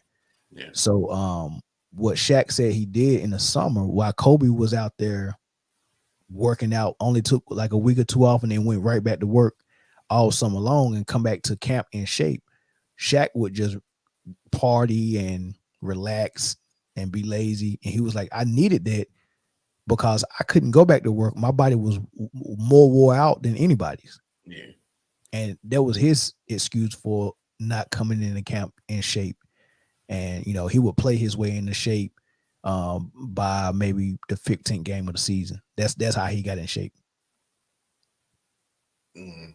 You buying it? I mean, you know, everybody got to come up with an excuse for something, right? I mean, look, I get you need your rest to heal up, but the whole off season though, the whole off Yeah, season, yeah. there's got to be a point in time that you got to be like, yo, like, because my thing is, you know, and don't get me wrong, I never lived that lifestyle of being a professional athlete. You know, God didn't bless me with that, but it's cool. But still, at some point, it'd be like, you know, how much partying and laying around can you really do, knowing that you got another season to prepare for it? I mean, because what you get, what, 4 months in the off season, a regular off season in the NBA? Uh, finals is over when in June, Yeah, and you get July, August, September. Yeah, that try to start it back around October. yeah. So you know, you get about 3.5 months, almost four Right. months. Mm-hmm. So hey, it's okay if you know you take that first month to just rest and heal and reset your mind, you know, to you know, and but you got at least 3 other months. You got to do something. You just can't be partying the whole 4 months. So I if that's the excuse you want to roll with, cool. But me, especially in, you know, just I can't. I don't think it's I don't. I viable. don't. I don't know what it feels like to be 330 and 72 though. Oh yeah, yeah. No, I get you. I'm not accepting his excuse and saying is logical. Like you could do something, but I mean, Yeah, but I'm I saying he couldn't, like, you know, walk the treadmill. I'm just saying he couldn't hit the elliptical bike. You know, something like, I don't know, man. And that's the thing. The game just was too easy for him because all he had to do was boom boom dunk dunk. or Yeah, boom boom jump hook. yeah, You know what I mean? Or catch a alley oop from somebody. yeah. You know, that you know it ain't like that he was in the gym really trying to evolve his game into a finesse or dream shake and up and unders. And he didn't play like that. He played with all power. So it's like what else you want him to work on? Free throws. That man went on a three-peat with the Lakers without being able to shoot free throws. It's almost like Russ. Hey, look, if you go give me an MVP and a first ballot Hall of Famer and top 75 player all time, then I'm just gonna keep getting these triple doubles. You can't. You, I blame everybody in the media about Russ not developing his game because they told him he was phenomenal because he got triple doubles. They took his side against the KD and Russ beef. Told him he was phenomenal for standing OKC. He was phenomenal for getting a triple double. Gave him an MVP. Right now, you trying to tell him the exact same play style that we gave you an MVP for and top 75 player of all time. Don't We're work no telling more. you is something wrong with it now. Yeah. Well, you should have told him from the beginning, bruh. Develop your shot. Right. Billy Donovan told that Billy Donovan said he was a top 3 point guard of all time. Stop, Billy Donovan. Billy Donovan, he had one of the greatest college point guards in Corey Brewer on his Florida Gators team, and he had the audacity to say that. You call Corey Brewer a point guard? You think he was a point? Man, on those two back-to-back national championship teams that Donovan had, he definitely was a point on that team. No, that's a whole nother subject. I disagree. That's a whole nother subject, man. I ain't even gonna go there. I will go here though. Mike said Jason Kelly need to get on here. Jason Kelly not gonna come on here, man. I told you, man. Jason Kelly is a Twitter war, man. He just go tight. He just go tight. He ain't gonna come on here, man. He ain't gonna come on here and cook on the Lakers or LeBron, and he definitely ain't gonna come here and cook on nothing I done said. Because I'm gonna cook the meat off the bone. Hey, he just gonna watch you grill. He ain't gonna. He ain't All he gonna. go all Hands he up. gonna do is type, man. All he gonna Hey, do is type. He ain't gonna come hey, on. hey, he the type of person like you go to the grill and be like, hey, bro, watch this. I got to use the restroom. You come back and all this shit. Then it got burnt up. Like, bro, what you do? You told me to watch it. Well, watch it means like you got to move the meat around, bro. What you doing? Hey, so somebody said he's buff though, man. Y'all, hey, look, y'all better stop going and looking at people's profile, man. Hey, hey, just had a conversation, man. You ain't gotta go look at people's profile, man. Y'all be tripping in the group. Y'all be tripping. Lakers are trash. LeBron would trade the whole team before it's over. It ain't nobody he can trade. Nobody want the only trade that they need to have is Russ, and nobody want him. Nobody. Bro, you stuck with 44 million, and you said 47 next year. 47. I might be shortchanging. It might be 48. Golly. It might be 48, and it's a player option too. Oh So well. what I'm telling you, what's gonna happen? What's gonna happen is somebody in LA. I don't think the organization to do this. It's just that many diehard Lakers fans. Somebody in LA is gonna break in his Try, house and leave a note try in to there set and it up. say, "I'm going to kill somebody in your family if you don't deny this player option next year. We don't want you here next year." Oh, so gonna be some off the wall type of shit to get him out of Oh there. yeah, yeah. Somebody go put a gun in his head and say, "Look, you would not accept that player option. You would decline it, and you will go sign with another team." Boy, that's some dramatic ass shit right there. That's it's funny.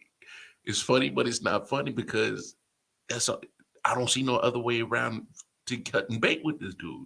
Where you just gonna eat 44 million, 47 million? That He go that he go accept he go accept that option. oh, of Tell course him. he is. Because he's not gonna leave that money on the table. He won't. Even Boy, so, even if they know, even if he know they don't want him, you think he'll still? R- Russ is gonna be chilling for 47 million next year. He ain't trying to go nowhere. They He they they, they might try to buy him out. bruh. But How how how do buyouts work? um they pretty much go to an arbitrator and come up with a fair price. But he gonna say, why would I do that? I got 47. So you either buy the whole thing out or I'm staying. Well, That's how it's gonna go down. they go tell him, look, Russ, we're not gonna play you. No, So that can't uh, happen. accept this buyout. So You, yes, 47. it's going to be 47 because if they try to buy him out, like they said, it's just not going to happen that way. Oh, yeah, you're right. Oh, 47 million. Oh, my fucking goodness. You gotta be kidding me, bro. You gotta be kidding. Now scroll down. What's the salary looking like after that? No, that she just got that player op. That's the last year on this contract. That Okay, play, and it's a player option. there's that's 2 years stuck with this dude, bro. Yeah, and so I don't know, bro. He got a good agent. Yeah, and his agent is gonna tell him, bro, don't accept nothing less than 47. Because his agent eats off that 47 too. Because his agent probably asking for probably 5%. So hell no. Yeah, I'd rather get 5% of 47 than say 22, 28. Come on now. Yeah. We facts. we nah. Now damn your buyout. Either you're gonna buy him out at 47 or we ain't even talking. You might as well put him on the bench for 47. What would your if you the agent, right? You Russ's agent, and the Lakers come to you this summer and offer you about what are you accepting? If their leverage is we're not going to play him, we just go bench him, but we can give him a buyout and he can go find another team to go play with. What are you negotiating? Oh, I ain't negotiating nothing. If I'm his agent, I ain't negotiating nothing. So you saying, hey, just bitch him? Yeah, Bench yeah. him. Bench him. If I'm his agent, no, because bro, serious. Because these agents, they get their 5%, 4%. Some of the good ones get up to 10% of their player's salary. Yeah. So it is, Russ. I tell him the real. I'm like, bro, you can either pay 40, get this 47, or accept whatever buyout, because the Lakers are going to lowball it. Period. Yeah. Because if they talk about buyout, they're not going to even go nowhere close to 47. They be lucky they get like 25, 28. So either either deal with what they do with you and sit on the bench with that 47, or take this 28. I mean, as an agent, I'll just lay it to them straight like that. They might have to, or maybe they can just restructure the contract and put some new incentives in it and say, "Hey, look, he would still have to agree to it, though. that's true. He would Hey, still have to put him agree. on a turnover incentive."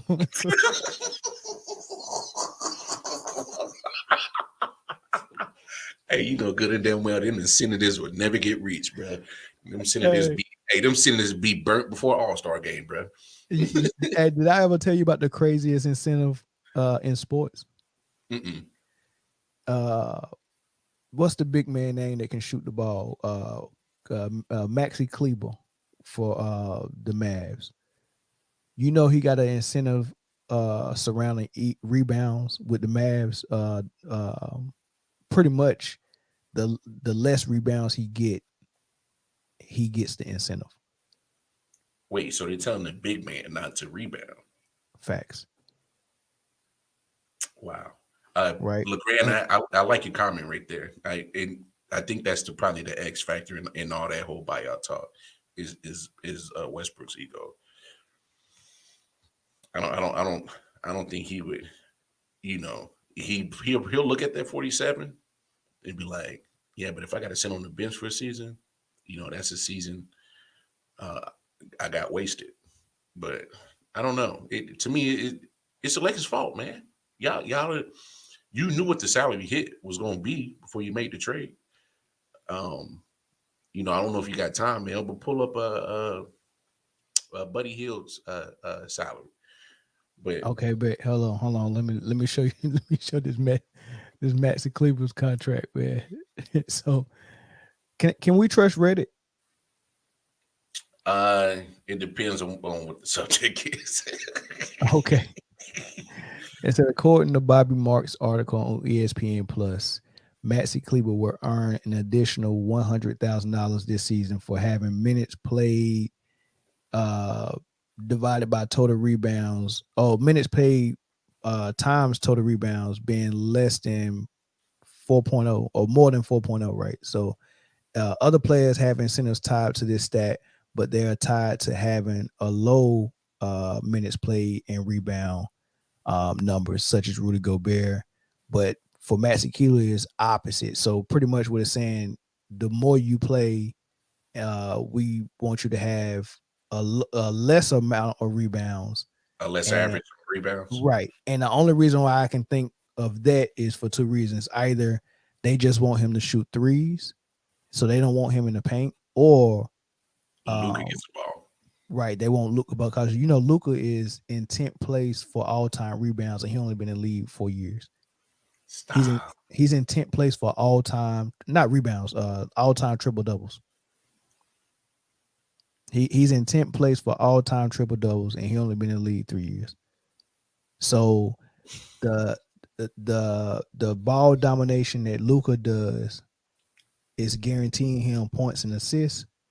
But now when you incentivize his big man not to get rebounds, then Luka's also getting rebounds. So he's getting triple double. So he's getting the type of fame and attention that Westbrook was getting to OKC. Hey, bro, I'm gonna watch a Mavericks game and Cleveland gonna go. He gonna go. Yeah, yeah, He gonna reach up for you like, I want that 100 yeah. grand, cuz. I gotta watch Mavs this. I haven't watched them this year yet. So, and I think I've seen a couple of games, and it's pretty much the Lucas show. is Just like you said, J Kidd ain't changed it. what he's done is have Luca more, I guess, try to see the whole court, but it's the ball still in Luca's hands, though. You know what I'm saying? Yeah, come on, Raheem. We got to stop this. What do you mean he's been known to play better in the second half? Of the season after being traded. Come on, man. Come on, Raheem. Seriously. What? Hey, Raheem, are you watching the same Russell Westbrook were you watching? What? See, what? But see, this is what Russ supporters have been saying in the media. Just wait, it gets better, right? Russ always starts out like this, but the second half of the season he plays out, which is true. If you look at the stats, his stats do get better in the second half, but his teams don't. Not really. So if you do the math, his first trade was to who? The Rockets, right? To Rockets, yeah. And him and Harden couldn't figure out playing together. They wasn't looking that good at the beginning. And the Rockets' bright idea was, well, you know what? This big man is almost playing at the all-star level, just Clint giving Capella. us a double-double with block shots at the rim and rim protection. We're going to trade him because we need nobody in the paint so Russ can get his numbers. So they get rid of Clint Capella and put PJ Tucker at center. And then Russ's numbers get better, but the Rockets don't. That small ball didn't work, man. It didn't work. So this whole thing about Russ gets better in the second half. Yeah, you have to take your team from playing good basketball to playing Russ ball because that's the only thing Russ can do. So what really is going on is teams are figuring out, man, this dude is a one-trick pony, and we can't play winning basketball with him, but we go try and we just go, hey, look, we just go cater to your style of offense, which is helping your numbers, but the teams never go anywhere.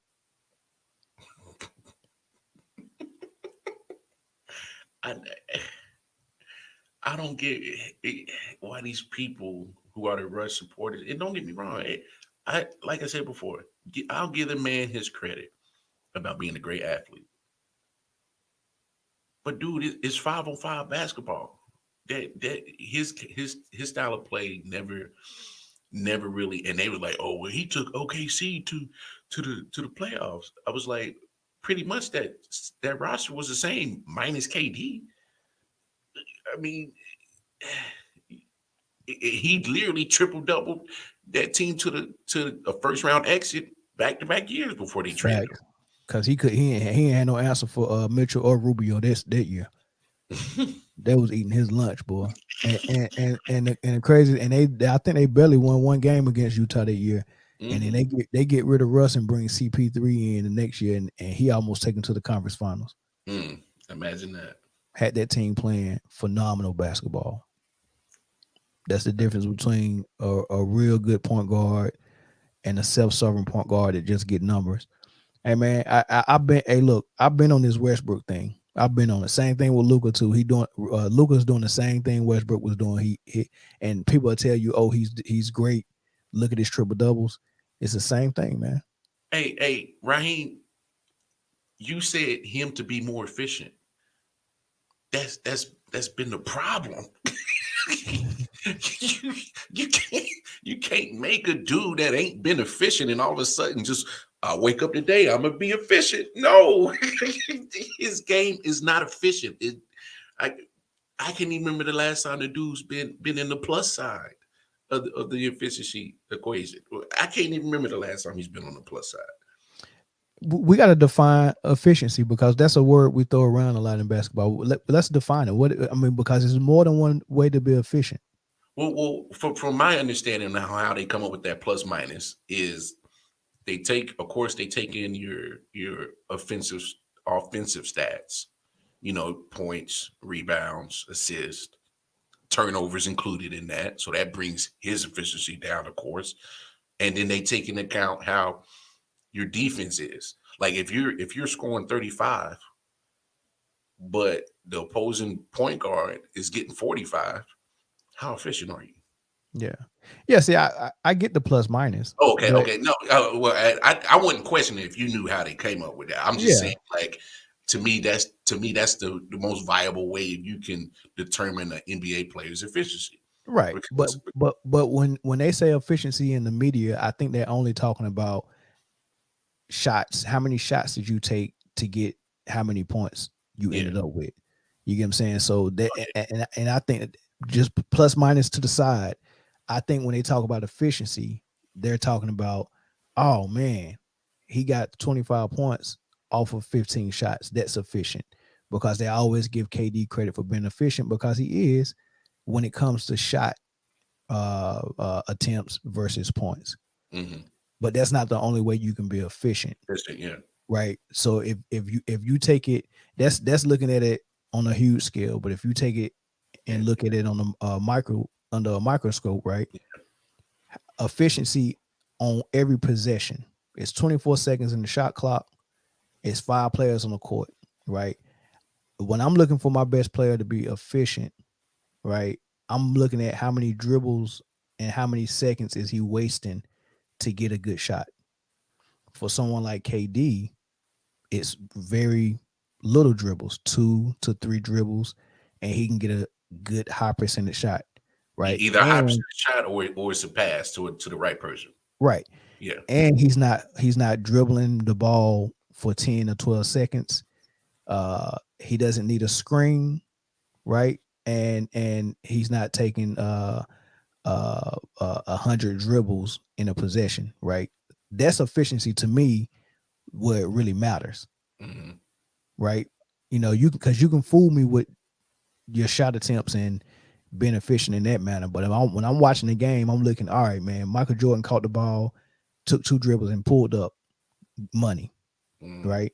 Then you look at somebody like Luka, he comes down and he got his 4 teammates around the 3-point line. One comes to set a screen for him. Now, mind you, he's brought the ball up as a point guard, Mm-hmm. got a screen roll in order to try to get a mismatch that he's on 10 dribbles now and 10 seconds going off the clock. And if he can't get the mismatch, he go run a screen roll again. And he might get a ball up with like 4 seconds left on the shot clock for someone to take a shot. That's just horrible basketball. It's funny you say that because I think that's I read somewhere that was one of KD's biggest gripes. He's like, bro, you giving me 4 seconds to make a play. Like, bro, what am I supposed to do in a 24-second shot clock? And I'm left with 4 seconds to make something happen. Right. Like, what exactly you put me in this situation now. Now Yeah. I look like the guy that, if I miss that shot, KD ain't making the shots. Like, Right. really? Right. Like, Exactly. if you give me a 24-second shot clock, or give me more time, if you give me the ball with 10 seconds left and I miss a shot, I eat that. But you giving me next to nothing to work with. Right. To me that doesn't work well for your team. You're not going to get the high percentage shots doing shit like that. Yeah. You, it actually puts your opposing team in great defensive possession, because let's just make sure we stay in front of our other 4 dudes lined up across the 3-point line. Just let them ride down the clock. Yeah. You know what I'm saying? And put a And hand in their face.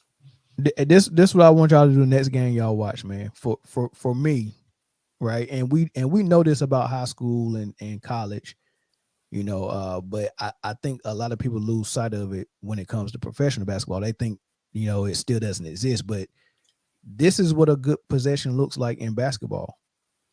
You got 5 guys on the court. I need at least 3 passes, and I need Mm-hmm. at least 3 people to touch the ball in a possession, right? Mm-hmm. I also need the ball not to be on one side for the whole entire play. I need the ball to reverse at least once and go to the other side, because what that does is at least make the defense move or shift, right? And they're actually playing and rotating. It's harder to guard when the ball is moving like that, because you got to switch, and you got to you got to rotate, and you got to do all those things. Is the more passes that happens, the more opportunity the defense is going to make a mistake. So Mm-hmm. that's a good possession. I need 3 passes, 3 people to touch the ball, and I need the ball to rotate the sides of the court. Watch how many times when you watch Russ or Luka play that doesn't happen. Bruh.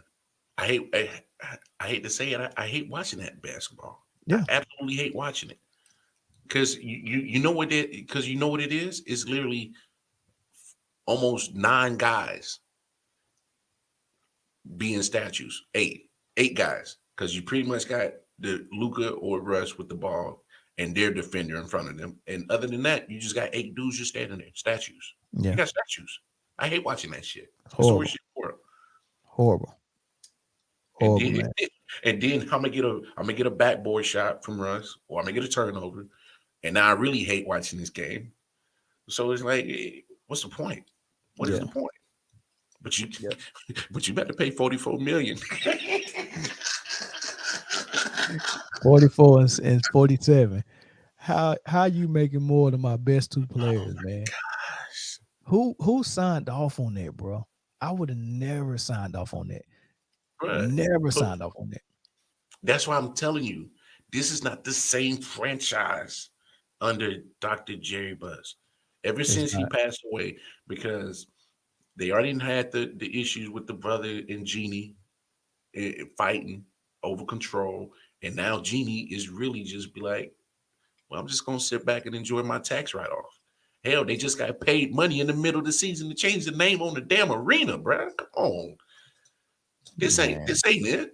This is not it. man. This is literally the cash cow right now. We got some superstar names at this point, but they don't even look like they even care about being competitive. What's your expectation for your Lakers now, man? For the rest of the season? You really asking me that? Yeah, like honest expectation. Don't add in your frustrations, because I know with your frustrations you gonna say they hot booty cheeks, and you go. But nah, give me your honest expectations. You got AD back healthy, LeBron's healthy, and Um, they coming off a good win. What's your all right, expectations for the so rest of the honest season? expectations. This is what's gonna happen. AD and LeBron are gonna have to carry this team. Um, I know we've been giving praise to Malik Monk, and a couple other cats on the roster,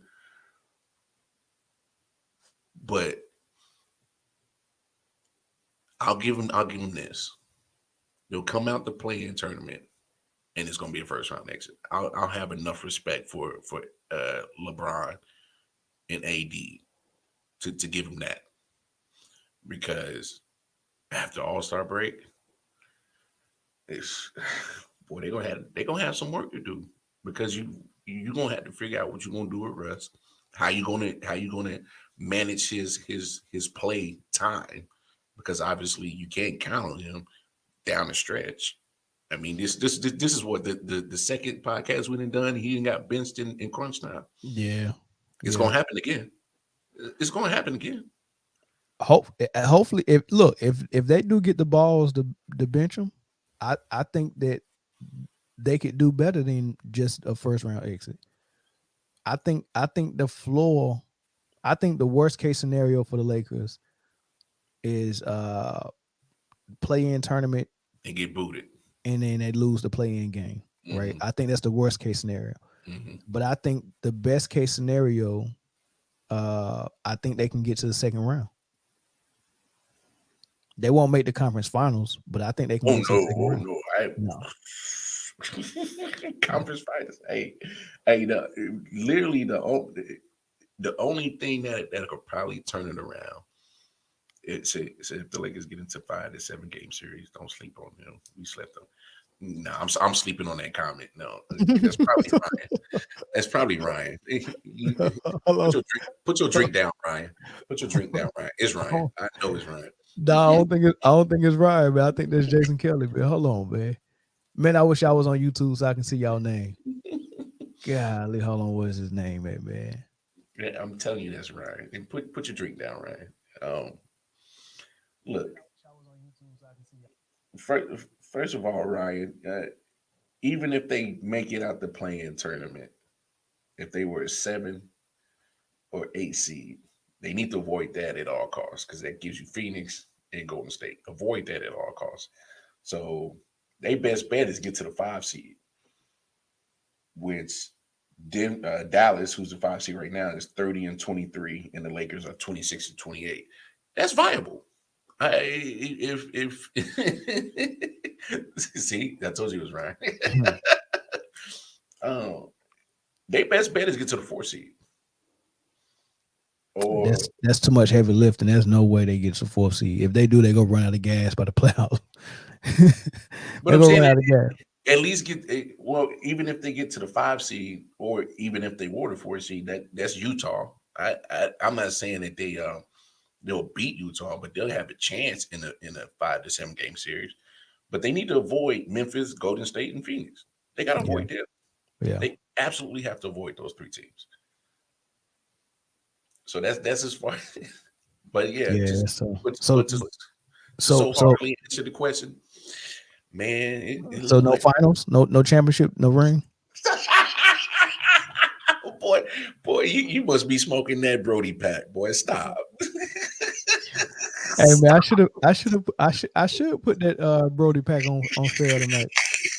I forgot all about that, man. You should have told me to get the. Bruh, I literally saw you about to go live in like 2 minutes when I was like, oh, Mel about to cook tonight, dog. I was like, right when I saw that, he said, yo, Westbrook is the weakest link. Goodbye. I was like, oh, he about to cook. He about to cook. Nah, I ain't want to cook him too hard, man. I just wanted to be honest, man. Like, dang, man, like you got benched again, and every time you get benched, they play better. Yeah. It's not good. That's not a good look, bro. It's not a good look. Not a good look, man. Hey, right here said if Westbrook somehow does a full 180, and somehow plays like an MVP, you see finals for them.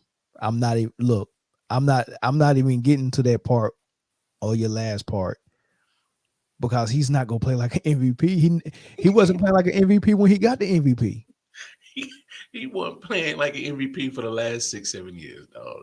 He's never played like an MVP, man. And look, in order for him to play like an MVP, the Lakers is going to have to get rid of AD, Melo, and LeBron, and Monk, and then tell Russell Westbrook we're get triple doubles. Yeah, go get triple doubles and play exactly like you played in OKC. That's the only way he's gonna play like a MVP, man. Yo, he said you got to get rid of the King and AD. Dog, stop.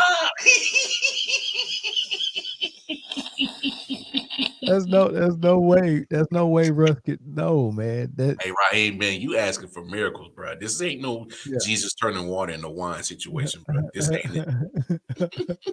He said he can't even do a 90.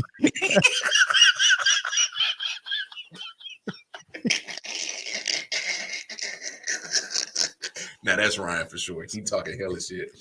That's right. He can't do a left face. He can do 2 about faces and turn and be right back where he's starting.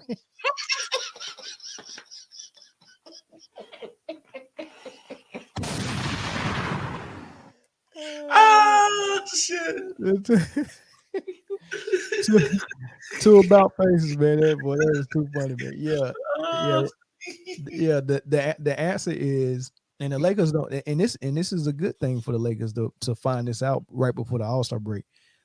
The answers to your team playing better basketball is already on the roster. Mm-hmm. It's just you got to subtract one of them.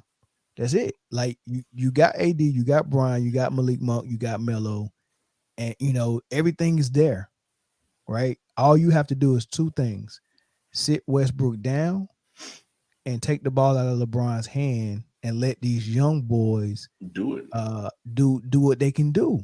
Like Malik Monk can get his own shot and he can catch and shoot. Just don't make him catch and shoot for 4 quarters. Don't turn him into what they turned J.R. Smith into. Mm-hmm. All the plays J.R. Smith used to make in Denver and New York, They took that playmaking ability away from him and just turned him into a catch and shoot player. And what happens when you do that? Yeah, he's a great shooter, but he's a phenomenal playmaker and athlete as well. So you have to utilize 100% of his skill set. And that's why they always look like they go in slumps. And everybody be like, oh, I hit a shot, J.R. Smith. Well, shoot, if you treat me like Cal Corver, I can't even get rhythm. Like, I can shimmy a little bit too. And when I do those things, I feel I become a better scorer and better shooter. But if ain't nobody percolating and got the freedom to do all that but LeBron, man said percolating. nah, Percolated. yeah, no. So, look, if you Steve Kerr, Cal Korver, those guys, yeah, you can just sit in the corner and catch and shoot all game because that's what you've been doing your whole life. Yeah, you're a specialist at that. That's it. Right. But if you J.R. Smith or Malik Monk and you have the ability to get hot and shoot just as good as them, you still got to let me have the ball sometime because that gets me loose. Yeah, that gets me in rhythm. I can do it. I can do more than just catch and shoot. Well, oh no, none's been hurt.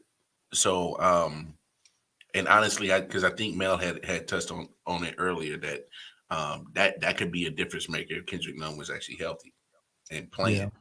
Yeah. And I look that trade of Rondo. I say it again. That trade of Rondo, you can easily have those minutes reduced from Russell, and you got a viable option in Rondo. I think that trade's gonna come back to bite him in the ass for that. I don't know who else you really want playing point guard, especially if you're going to take the ball out of LeBron's. How many minutes he has the ball in his hands or percentage of the time. So maybe I don't know. Do you trust Avery Bradley to play point guard for 40% of the time? My point guard, when you got LeBron James on your team, your point guard don't have to be a conventional point guard. Your point guard can be Malik Monk. Okay. So you can start Malik Monk and Bradley in the backcourt and have LeBron, AD, and whoever else you want. Whether you want to start Dwight or you want to go small and start Ariza or Carmelo. But yeah, you can do that. Yeah. I just wanted to see where your mindset was at on that, because because you saying this is the formula, I just got to see who's running point. But I mean that's a true true point. You don't need a point guard like Russ to have the ball in his hands all the time if you're reducing the amount of time that LeBron has it in his hands, because then you're going to be stuck in the same situation. Yeah. Because they both utilize that high screen and roll to get their creases and their driving lanes and stuff like that.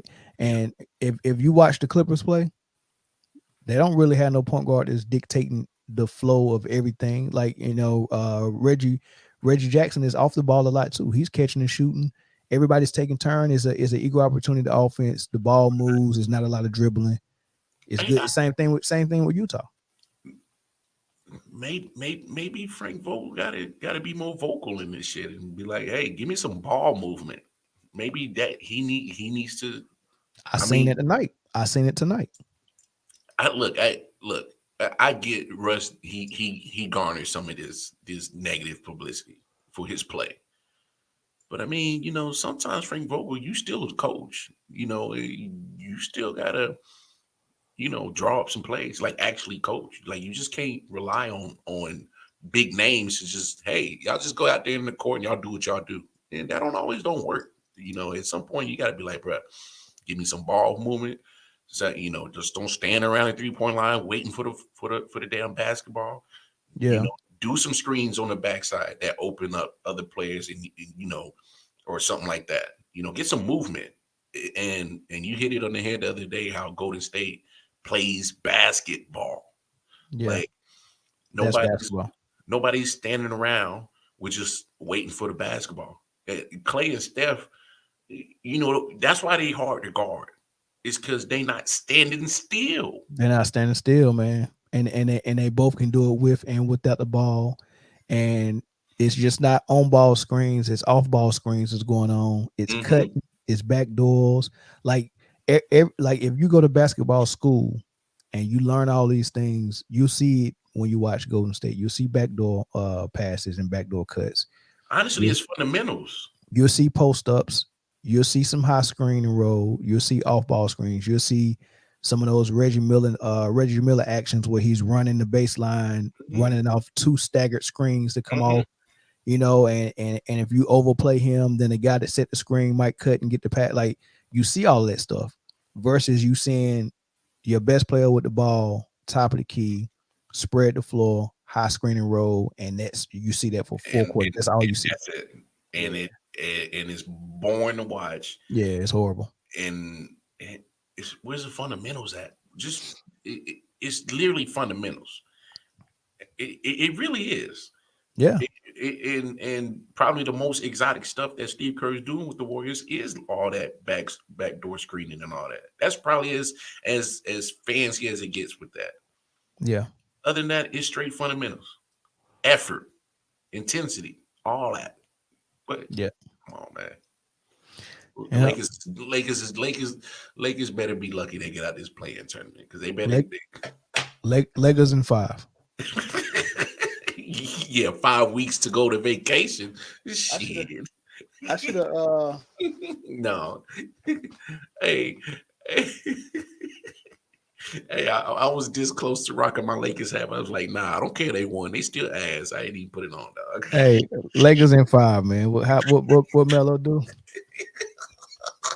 Fruit of the Dome. Lakers in 5, man. Hey, y'all lucky, man. Hey, I need Kelly in here. He Next time we go live, Yeah, he ducking and dodging me, man. He owe me rent. I need Shelton Gordon in here. I know. I'm surprised Sheldon didn't slither on in here, man. I need Jamison Payne in here. I'm calling y'all out. I need Jamison in here. I need all of y'all in here. I'm calling y'all out, man. It's good to see y'all in the comment section, but I need y'all to hit that Show link. face. You ain't gotta do it tonight. I know y'all scared tonight, man. We ain't gonna bother you on the first night, man. They'll take all the fun out the hardship. So Bruh. 44 and 47 million, dog. I'd rather go to Miami, go be with Parker. Parker. bro, that is too funny, man. Who play tomorrow? We might have to go live again tomorrow, man. Who play tomorrow? No, I think Lakers are off tomorrow, man. Thank goodness, because after what they did today, hold on, I'll pull up the schedule right now. We might have to get in here and talk about Brooklyn Nets if they keep losing games like that. Well, you got Sixers and Bulls at 3:30. Pistons Timberwolves 3:30. Well, the Nets play tomorrow. They got Denver. They'll be in Denver tomorrow. Oh, So, that's so gonna be Kyrie, an L. so Kyrie gets to play. That's a L. They're not ready. They're not ready to. Man, I need to see Harden step up, man. Yeah, Kyrie's been fine. yeah. Pacers, Cavaliers, Magic, Celtics. You got Atlanta going to Dallas, Pelicans, and Rockets, and Bucks and Clippers. Bro, Memphis blew somebody out tonight, bro. Bruh, John Morant, MVP. yeah. But not only that. I mean, it really it scares me a little bit because I don't know how this take gonna go over, but Memphis is almost a mini Golden State just with less sharpshooting, if that makes sense. They don't have a Clay or a Steph as in sharpshooters, but what I'm saying is like kind of fundamentally built, as in they're gonna play both sides of the ball. Mm-hmm. It's movement on the offensive side because it's not like John Morant's just standing at the top of the key and be like, "Yo, give me this high screen," and we work off of that. It's like they're moving the basketball, and I just think they play tough like Golden State, like they rugged. They remind me of the Bulls team when D Rose won MVP. Mm, that's familiar. You know, That's not a bad analogy. When they it's had like Joe that. Kim Noah down there. They had Joe Kim Noah. They had Luol Deng. Yeah. They Man, had Kirk Luau Hinrich. was worth the damn. Yeah, Luol. Luol just got off that Lakers contract. Bruh, this is what I'm talking about with these damn moves, man. You Just got off just that Lakers contract. Luau ain't played for the Lakers in almost 4 years. Has it Yeah, been what 3, 4 years? yeah. Come on, man. Like they're Raheem making said bad money moves. they are. But but those are the type of things Magic had to come in and try to fix before they can even get a second star to join LeBron. That's what I was talking about earlier. Yeah, yeah. Raheem said that trade with Trey and Luca on draft day. It don't look much like Dallas won that trade like everybody was saying before. I mean, I think it worked out both good for both squads though. I think Mark Cuban liked what he got in Luca, as far as being able to market him Mm-hmm. and all that stuff. And I think Atlanta, Trey fits Atlanta. I mean, come on, that's Chocolate City. Yeah. Like who get market better in Chocolate City, Trey or Luca? Easily. Come on. Come on. But Mark Cuban loves those international players because he They does a do. lot of business international. And so he's using that as a marketing chip to market his Mavericks outside the US. So as much as Right. that was, I think that was more business than basketball, but it doesn't hurt when you get a player like Luca who will put, you know, butts in your seats. He's going to do Yeah. that. And when you look at a businessman like Mark Cuban, now you understand why they put that clause in Maxi Kleber's contract so Luca could get triple doubles. Because you got to market that team, bro. Yeah, got to market the best player. Bro, he got people traveling to Europe to come into Dallas because we gotta see Exactly. Luca. We gotta see But Luca. they ain't. Hey, but they ain't coming out. They didn't outvote Golden State Warriors fans. And get Wiggins in that starting lineup. Like I thought Luca fans was gonna come out in droves and get him in that starting lineup for the All-Star game. Wiggins beat him out. I mean, look, we said it on Tuesday. Wiggins deserved that spot. Let's call He it what did. it is. He It's did. not like he's just been riding the coattails of Steph and Clay coming back and the whole Warriors mystique. I mean, he's doing his thing. And as I see it, I know Golden State is 2.5 games behind Phoenix, but I'm hard pressed to see a team that's going to be holding up that trophy besides Golden State in June. I mean, I know a lot could happen, but when you just look at that roster of Golden State, its contribution beyond Steph, beyond Clay, you know what Yeah. I'm saying? It's literally contribution up and down the whole roster. You watch a Golden State Warriors team and everybody eating. Everybody. I don't want to see anybody in the Western Conference Finals besides Phoenix and Golden State. That's the Mhm. matchup I want to see. Oh yeah. I would settle for Memphis, yeah. Memphis or a healthy Utah. Utah. But I know they just lost Ingles, so Yeah. I think um, that's a big loss. That's yeah, a it's a big big yeah, loss. yeah. But they Um, can still make a move at the trade deadline, and there's some people available. they're gonna have to because I think I had spoke on it on late night show. Losing Ingles for the rest of the season. I mean, let's not get it twisted. The man's a 6 man of the year. And when you win that award, that means you are coming off the bench, but you're giving production like a starter. You know what I'm saying? So you lose that. And don't get me wrong, I like Jordan Clarkson because he was second in voting for 6 man of the year. But Ingles, man, the boy can shoot like a motherfucker, man. Yeah, you can. And then Eastern Conference Finals, Raheem. I think I don't I haven't seen the Nets play A plus basketball yet. So if they don't start playing A plus basketball, I don't want to see them in the conference finals at all.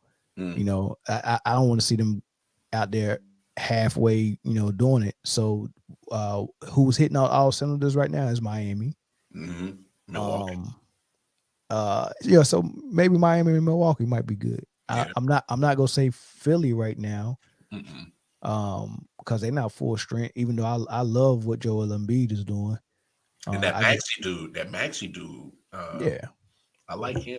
I like him too. He's like a new age Rondo. I like him, but can shoot better. But yeah, I think Miami and Milwaukee will be good if KD gets healthy and they can figure out something where Kyrie can play home games and Harden. That's a lot of things that's got to happen, and then Harden plays better. Then yeah, I would love to see Miami and Brooklyn or the Bucks in Brooklyn in a rematch. I would love to see that, but Philly about to hit a tough 6 game stretch. yeah, and They got they dropping games they shouldn't be dropping too. Yeah, like they got Bulls tomorrow on Sunday. Then they got Phoenix. Hello. Oh, I Um, forgot about the Bulls. Shoot. look, the Bulls is they doing their thing, but because I think Alonzo been missing time. Yeah, Obviously, Caruso's gonna be out for a minute because of the broken wrist little thing that happened with Grayson Allen's little dirty ass. yeah. Um, I don't know. I don't know if DeMar got enough in the tank to kind of hold it down until some of these guys start getting back. I know they're sitting in first, but it's not a comfortable lead over Miami. It's not a The- comfortable lead over Milwaukee. You know what I'm saying? yeah. Like if they had like a 8 game, 9, 10 game gap, I would be like, you know, the gap will get closed, but by time those guys get back, they'll get back in the swing of it. But to me, it's just not like that right now. Yeah. Yeah. But shoot, I mean, we got I looked at the clock at 48 minutes, and now we're at 2:11. I didn't even realize that much time went by. 2 hours. I couldn't get Jason Kelly on here. He don't want that smoke, man. He don't want that smoke, man. Hey, So hey, hey, you should have just messaged him the link, but like, bro, hop on. he ain't gonna come. I'm gonna try him again next time. This second time he done declined the invite. I just don't think he want that smoke, man. So but he go keep jumping in the group talking about he cooking dudes in the comment section, but he don't want to come cook on here. So Hey, yeah. you know what that is? Hey, he's an executive chef that likes to just yell and scream, bro. But man, shoot, man, I appreciate you jumping on with me, man. I'm gonna go ahead and shut this thing down, man. We get back on here next time, and then and don't forget we still doing that for the Super Bowl, right? Yeah. So everybody out here, as y'all know, IOW Sports and Man Down has done many collaborations. But for Super Bowl, we gonna live stream at the beginning, right at kickoff. We gonna live stream through the halftime show when Dre and them tear it up, and we gonna live stream till the clock hit triple zeros. So Man, that halftime show gonna be horrible, man. really, Yeah, man. I told the fellas this. I told the fellas I think Satan gonna be at the halftime show. you really think it's gonna be trash? Nah, I ain't say trash. I'm to my horrible as in Beelzebub gonna be. There's gonna be a lot of imagery and some a lot of witchcraft going on that stage, man. Go to bed, man. Go to bed. Hey, 44 and 47 million.